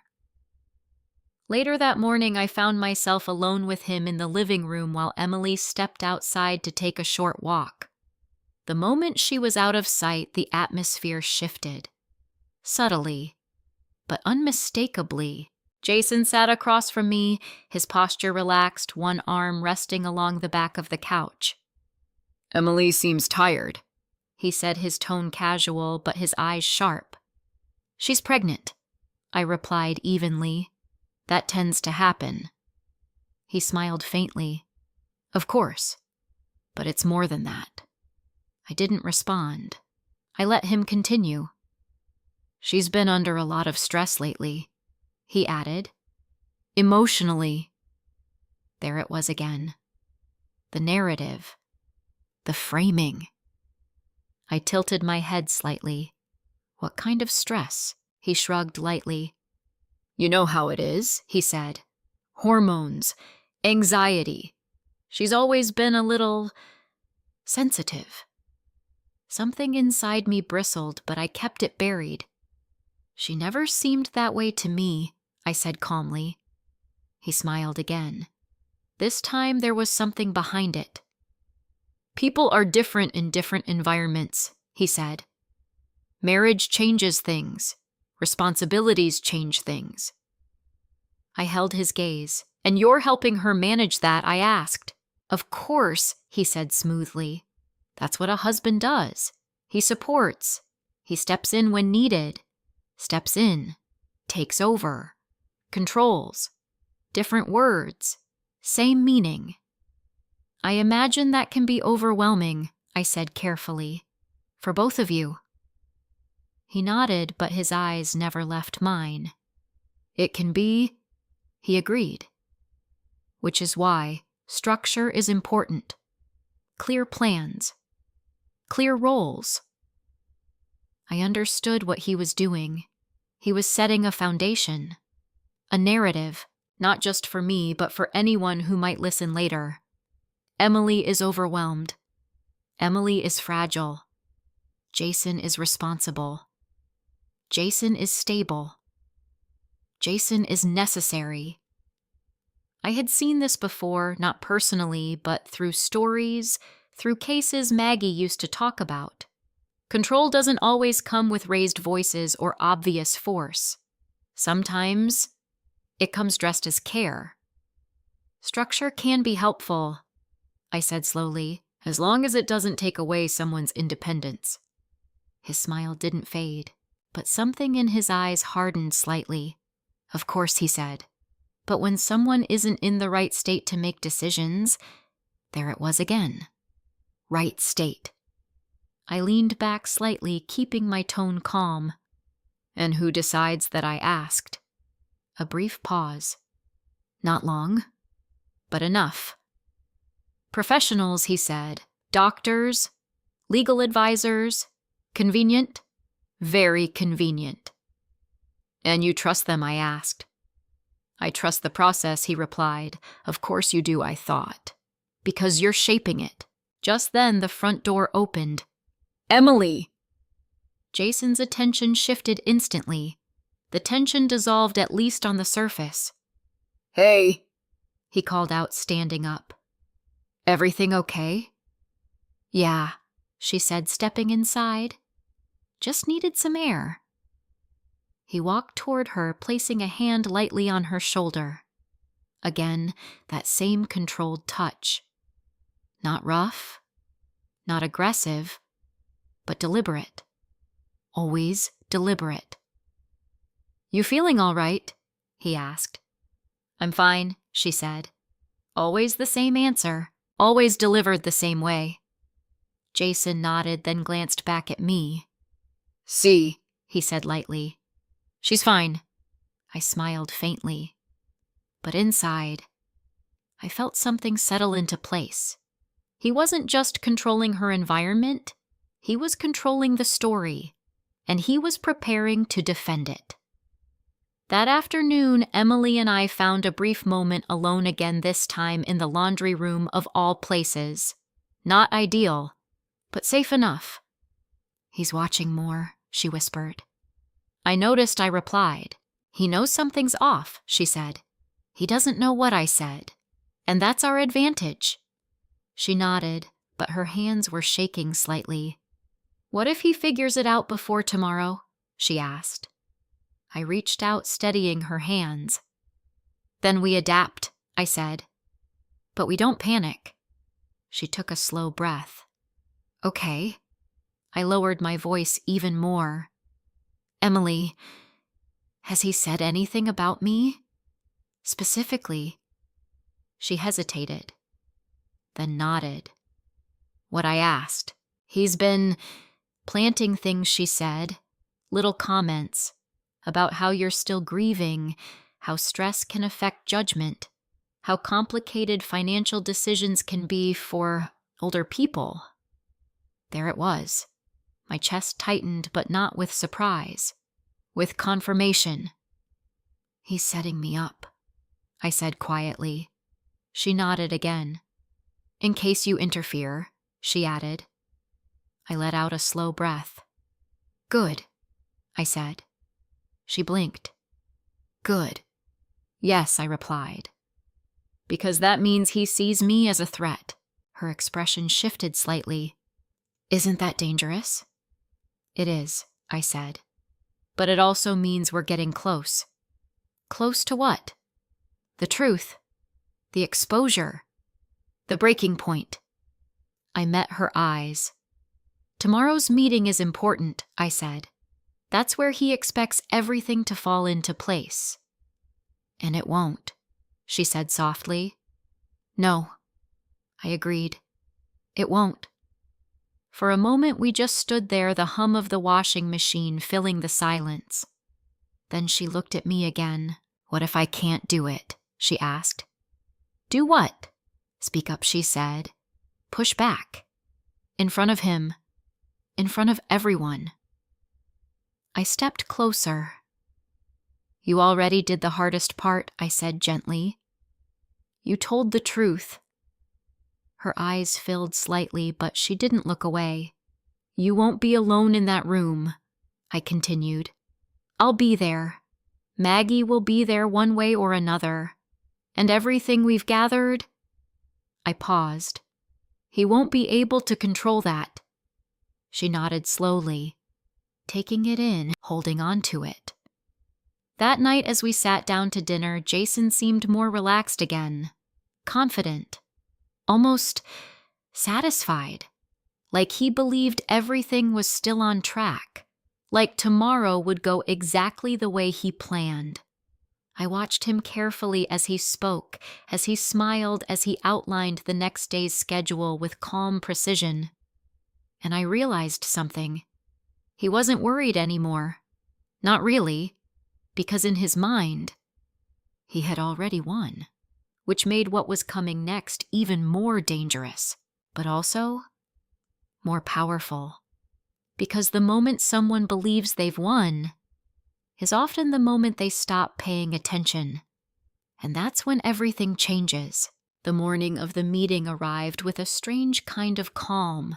Not the peaceful kind, the kind that comes right before something breaks. I woke before anyone else, the house still wrapped in that quiet, heavy stillness I had grown used to over the past few days. For a moment, I just lay there staring at the ceiling, letting my breathing settle. Today was the day. Everything Jason had been building quietly, carefully was meant to come together today, and everything Emily and I had uncovered was about to challenge it. I got dressed slowly, choosing something simple but deliberate. Nothing that would draw attention, but nothing that would make me look uncertain either. When I stepped into the hallway, I could already hear movement in the kitchen. Jason. Of course. He was always up early on days that mattered to him. I walked in to find him standing by the counter, scrolling through his phone, a mug of coffee already in his hand. He looked up when he saw me, offering that same composed smile. "Morning, Rose," he said. "Good morning," I replied evenly. He studied me for a fraction of a second, just long enough to confirm that I looked exactly like I had the day before. Calm, unaware, not a threat.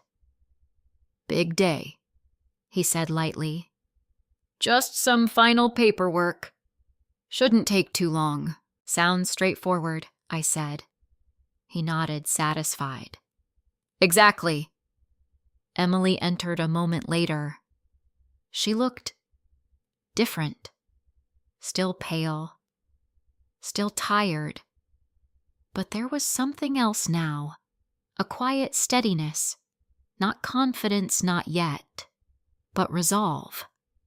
Jason noticed it too. I saw it in the way his eyes lingered on her just a second longer than usual. You ready? He asked her. She nodded. Yeah. No hesitation. No extra words. Just enough.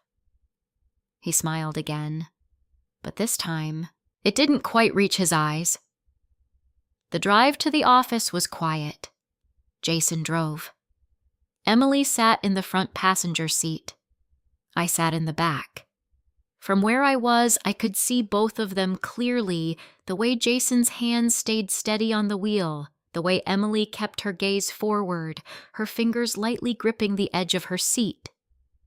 No one spoke much. And I didn't try to fill the silence, because sometimes silence says more than anything else. The office building was modern, clean, glass and steel reflecting the bright morning sky like nothing complicated could exist inside it. Jason parked with practiced ease and turned off the engine.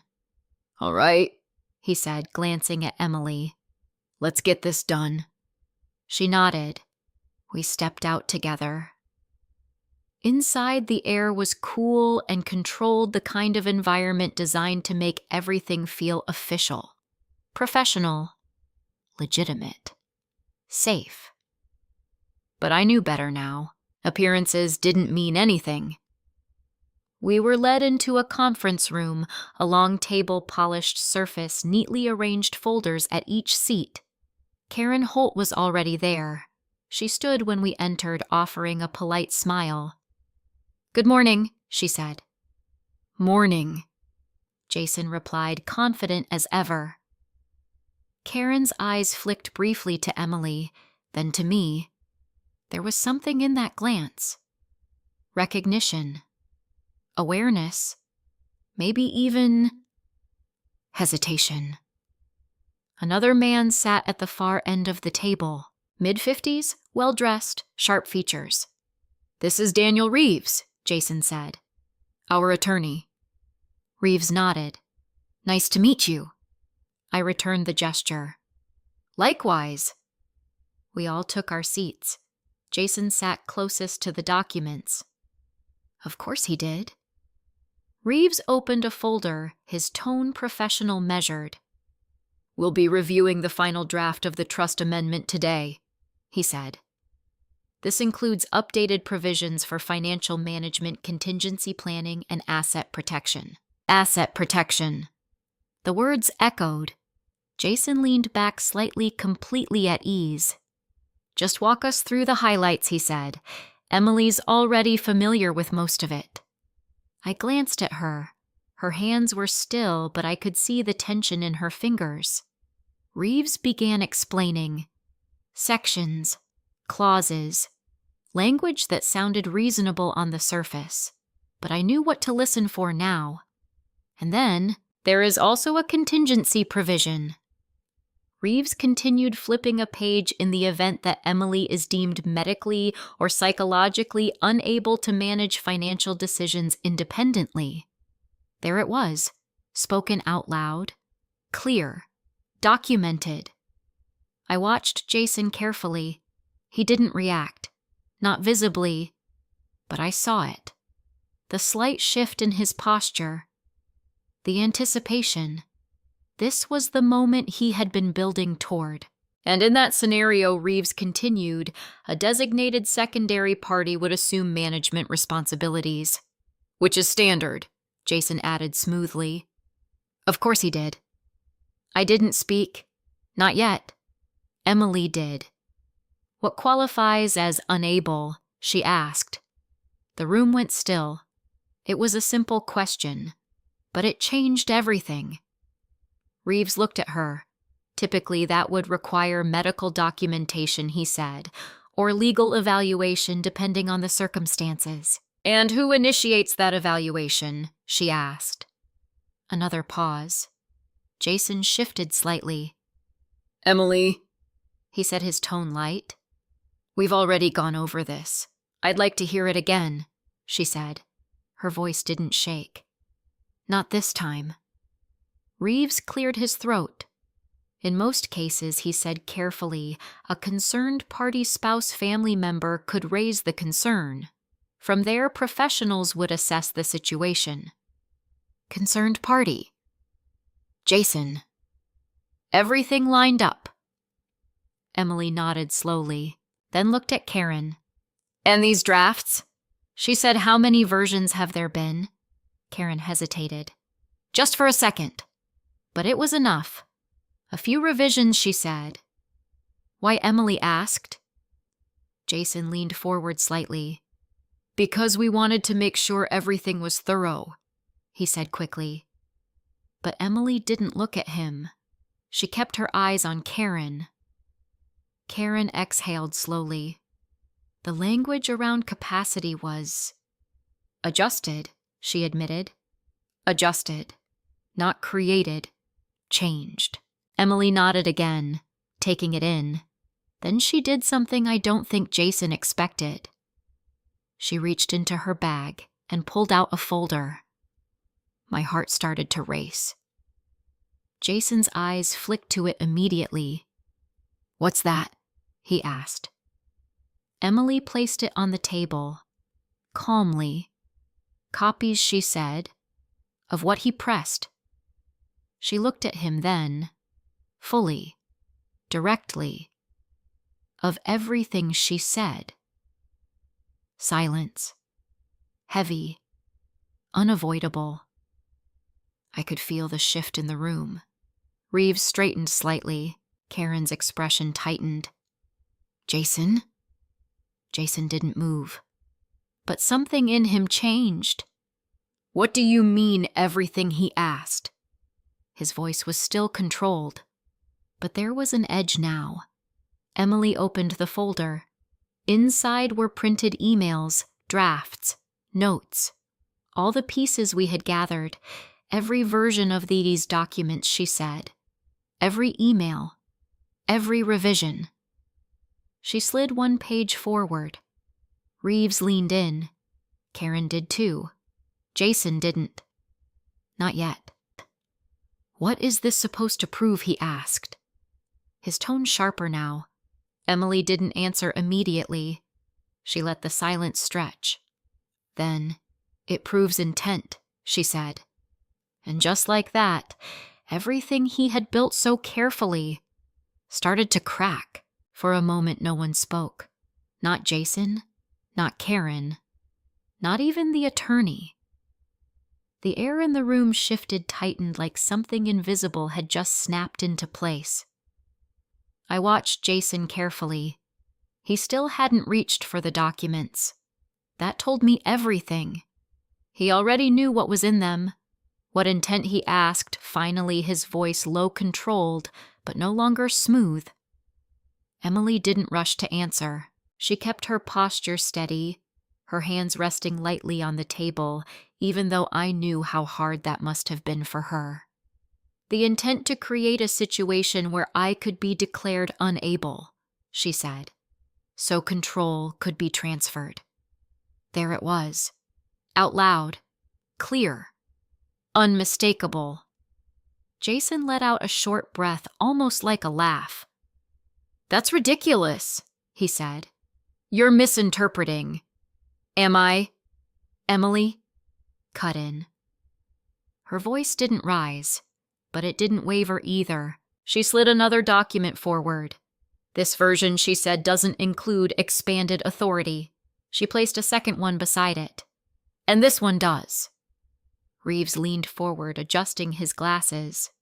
Karen's eyes moved quickly between the pages. Jason's jaw tightened.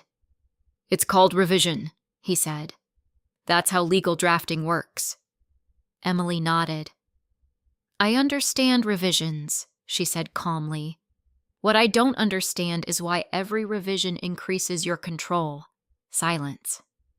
Heavy. Reeves cleared his throat.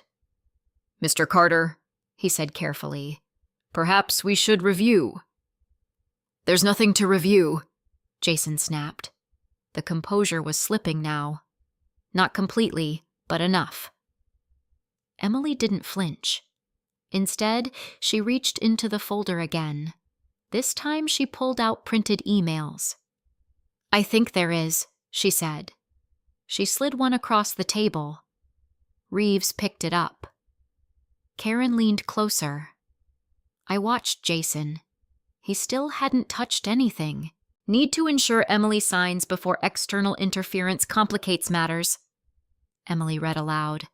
The words landed harder in the room than they had when we first saw them. Reeves looked up, slowly. Karen's expression changed subtly but clearly. Jason leaned back in his chair. That could mean anything he said. Emily met his gaze. It meant my mother, she said. His eyes flickered. Just for a second. But I saw it. We all did. And this one, she continued, pulling another page forward, where you mention my state of mind. She paused, then added quietly, You told them I was overwhelmed. Unstable. Jason exhaled sharply. You were overwhelmed, he said. You are overwhelmed. No, she said. One word. Firm. Final. I was pregnant, she continued. I had complications. I trusted you to support me. Her voice softened slightly, but only slightly. You used that. The room went still again. Reeves shifted uncomfortably. Karen looked down at the table. Jason leaned forward now, his patience thinning. You're blowing this out of proportion, he said. Everything I've done has been for you. For us. For our child. Emily shook her head slowly. No, she said. You've been building a case. That hit. Hard. I saw it in the way Jason's shoulders stiffened. You've been documenting my panic attacks, she continued. Recording me without telling me what you plan to do with it. Reeves looked up sharply. I'm sorry. Recording, he asked. Jason didn't answer. Is that true? Reeves pressed. Jason's silence was answer enough. Emily's voice grew stronger.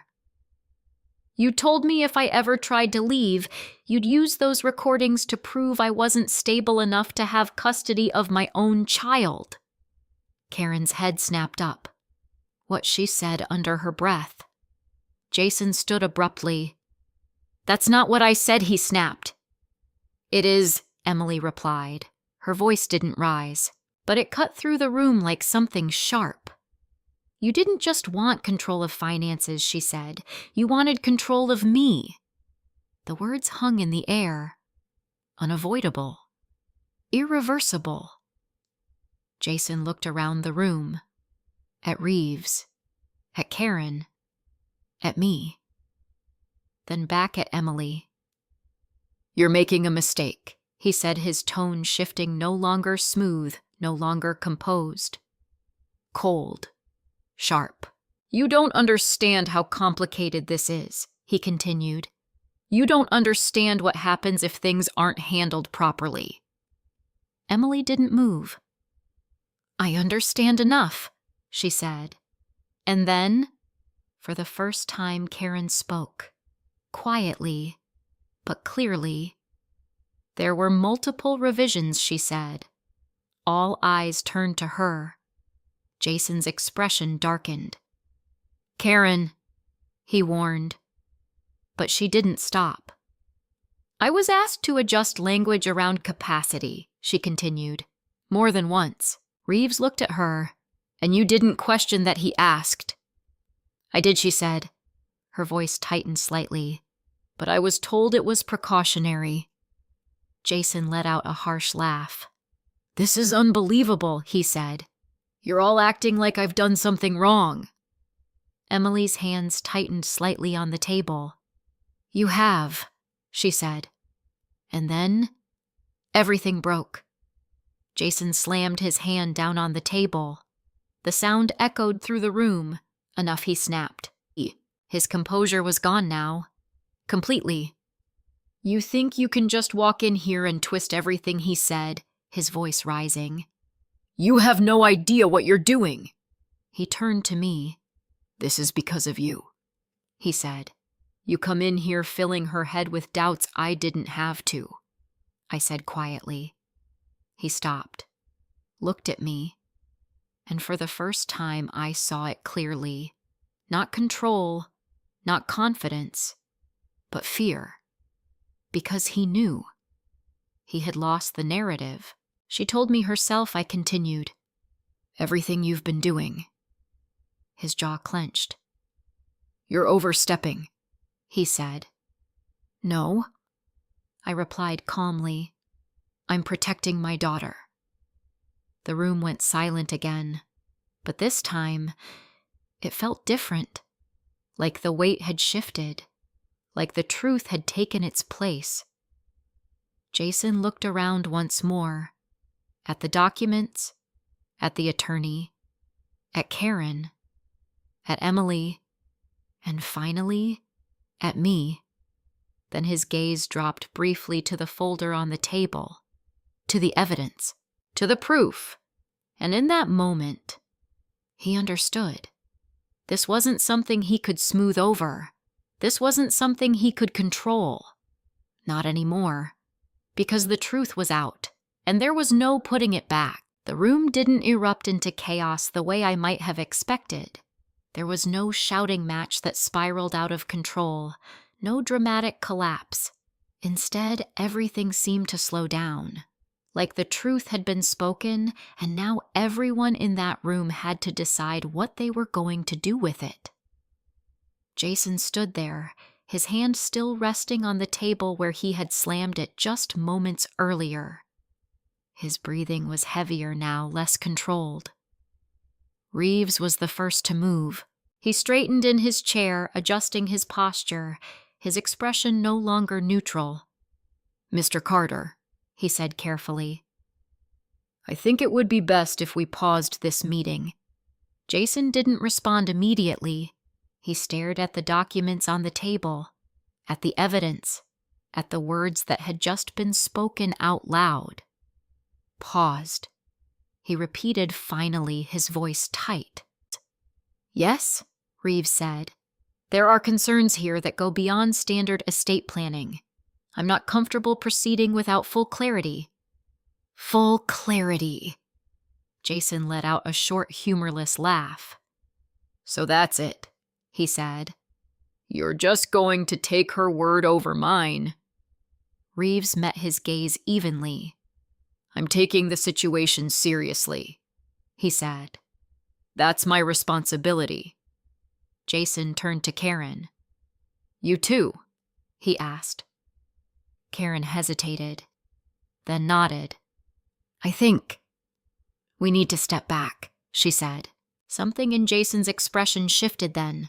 Not just anger, not just frustration, something sharper, more dangerous. He looked at Emily again, and this time, there was no attempt to soften it. You've just made things very complicated, he said. The words weren't loud, but they carried weight. A warning, a threat just subtle enough to stay within the boundaries of the room. Emily didn't shrink back. Not this time. Things were already complicated, she said. Her voice was steady, stronger than I had ever heard it in the past year. I'm just not pretending anymore. Jason's jaw tightened. For a moment I thought he might say something else, something worse. But then he didn't. Instead, he stepped back, straightened his jacket, and reached for his phone. I need to take care of something, he said shortly. Then he walked out of the room. Just like that. No goodbye. No explanation. The door closed behind him with a quiet click, and suddenly, the tension that had filled the room for days seemed to release all at once. Emily exhaled slowly, her shoulders dropping slightly. I reached for her hand under the table. She held on, tightly. Reeves leaned back in his chair, his expression serious now. Emily, he said, I'm going to be very direct with you. She nodded. Based on what I've just seen, he continued, you should not sign anything today. Or any time soon. Not without independent legal counsel. I understand, she said. Karen shifted in her seat. I should have questioned some of the revisions more, she admitted quietly. There were inconsistencies. Emily looked at her. You can still help, she said. Karen hesitated, then nodded. I can provide copies of all draft versions I have, she said, and documentation of requested changes. That mattered, more than she probably realized. Thank you, I said. Reeves gathered the documents in front of him. I recommend you both seek immediate legal advice, he added, separately from Mr. Carter. Emily nodded again. I will. The meeting ended shortly after that. No signatures, no finalization, no control transferred. As we walked out of the building, the sunlight felt different than it had that morning. Brighter, sharper, real. But the situation was far from over. Jason was waiting by the car, leaning against it, his arms crossed. He didn't look angry anymore. That was the unsettling part. He looked calm, too calm. As we approached, his eyes moved from Emily to me, measuring, calculating. You done? He asked. Yes, Emily said. He nodded once. Good. No argument, no confrontation. Just that quiet, controlled tone again. It made my skin crawl. The drive back was even quieter than the one there. Jason didn't say much. Neither did Emily. And I watched. Carefully. Because I knew this wasn't over. Not even close. When we got back to the house, Jason went straight inside without waiting. Emily and I lingered for a moment in the driveway. You okay?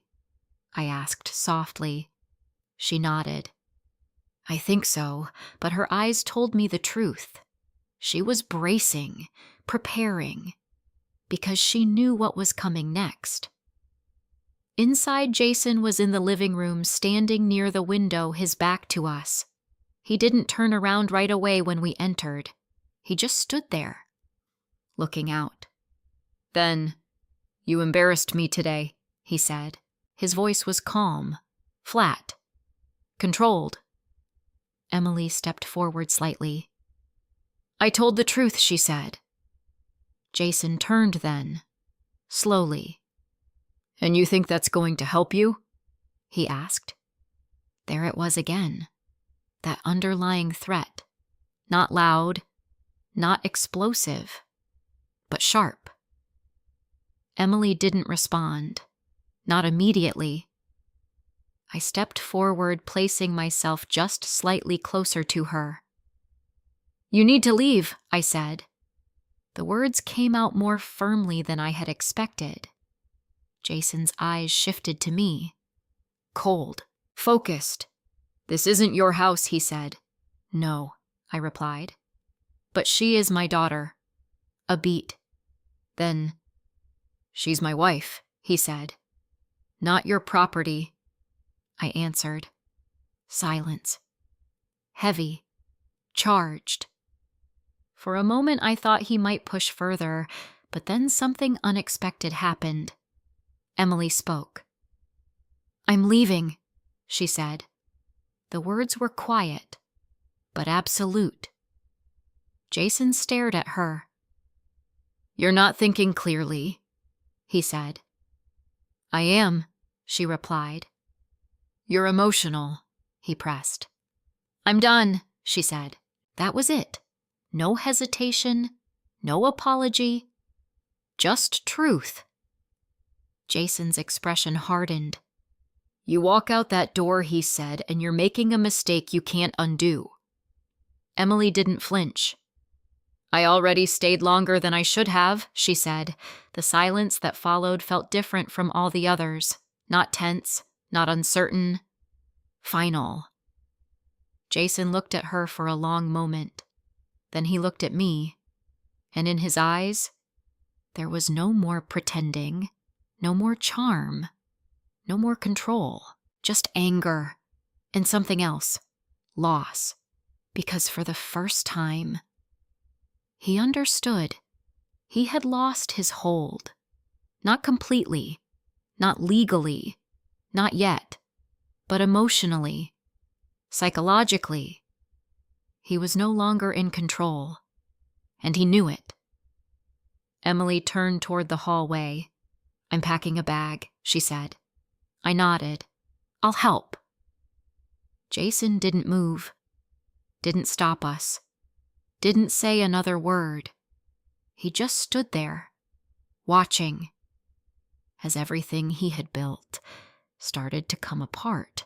I didn't realize how much tension I had been carrying until we drove away from that house. Emily sat beside me in the passenger seat, one hand resting gently over her stomach, the other gripping mine so tightly it almost hurt. And I didn't pull away. I let her hold on, because for the first time in a long time, she wasn't holding herself together alone. We didn't say much during the drive. Not at first.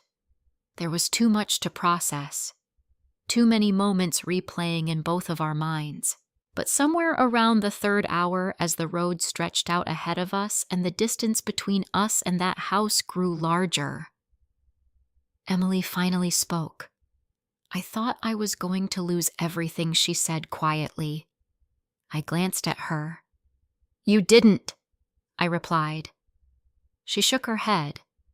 "I almost did," she said. "If you hadn't come when you did." Her voice trailed off. I squeezed her hand gently. "I'm here now," I said. "That's what matters." She nodded, and for the first time since I had arrived in Charlotte, I saw something in her eyes that hadn't been there before. Peace. Not complete, not perfect, but real. The weeks that followed were not easy. There were legal steps to take, protective measures to put in place. Maggie stepped in immediately, connecting us with a trusted attorney in Knoxville who specialized in coercive control and financial manipulation cases. Documents were reviewed. Accounts were secured. Every form Jason had touched was examined line by line, and what we found confirmed everything we feared. He had been positioning himself carefully, not illegally, not yet, but strategically, creating pathways, opportunities, points of leverage, all under the appearance of protection, support, care. It made my stomach turn, but it also made one thing very clear. We had stopped him in time. Emily stayed with me. At first, she barely left the guest room, the same room she had slept in as a teenager. It felt like she was retreating into something familiar, safe, understandable. She started therapy within the first week. At first, she didn't say much, but slowly, she began to open up, to untangle the fear, the confusion, the guilt, because that was the hardest part for her. Not what Jason had done, but the fact that she hadn't seen it sooner. "I should have known," she said one night, sitting across from me at the kitchen table. "No," I replied gently. "You trusted someone who was supposed to protect you." She looked down at her hands. "I kept making excuses for him." "That's what people do when they love someone," I said. "They try to make things make sense." She didn't argue with that, because she knew it was true. Healing didn't happen all at once. It came in small moments, a full night's sleep, a laugh that didn't feel forced, a decision made without second-guessing. And then, the baby came. It was early morning when we rushed to the hospital, Emily's hand in mine, her breathing steady, focused, strong, and as I stood beside her watching her bring new life into the world, I realized something. She had never been weak. Not once. She had been surviving, enduring, waiting for the moment she could step out of it, and when that moment came, she took it. Our little girl arrived just after sunrise, healthy, perfect, strong. Emily held her first tears streaming down her face. "She's okay," she whispered. "She's more than okay," I said softly. When she finally placed the baby in my arms, I felt something I hadn't felt since Emily was born, a kind of love that doesn't ask questions, that doesn't doubt, that just is. "What are you going to name her?" I asked. Emily smiled. A real smile. "We were thinking Grace," she said.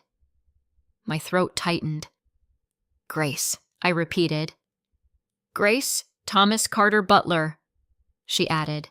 For a second, I couldn't speak. Thomas, my husband, her father, and Butler, I asked gently. Emily met my eyes.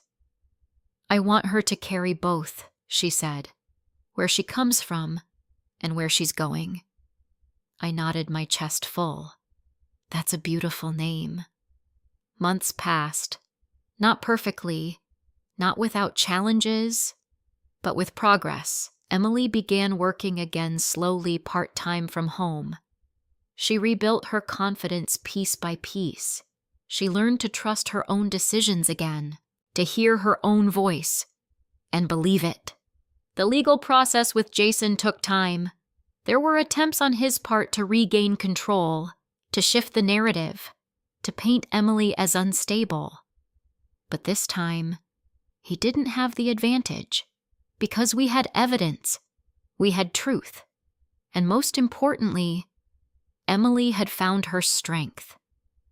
In the end, he didn't win, not the way he had planned, not the way he had expected, and maybe that was the greatest loss of control he could face.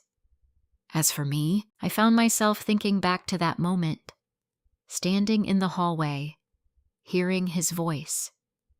6 hours of driving behind me, a pie in my hand, hope in my heart, believing I was walking into a visit, when in reality, I was walking into something much bigger, something darker, something that could have taken everything from us.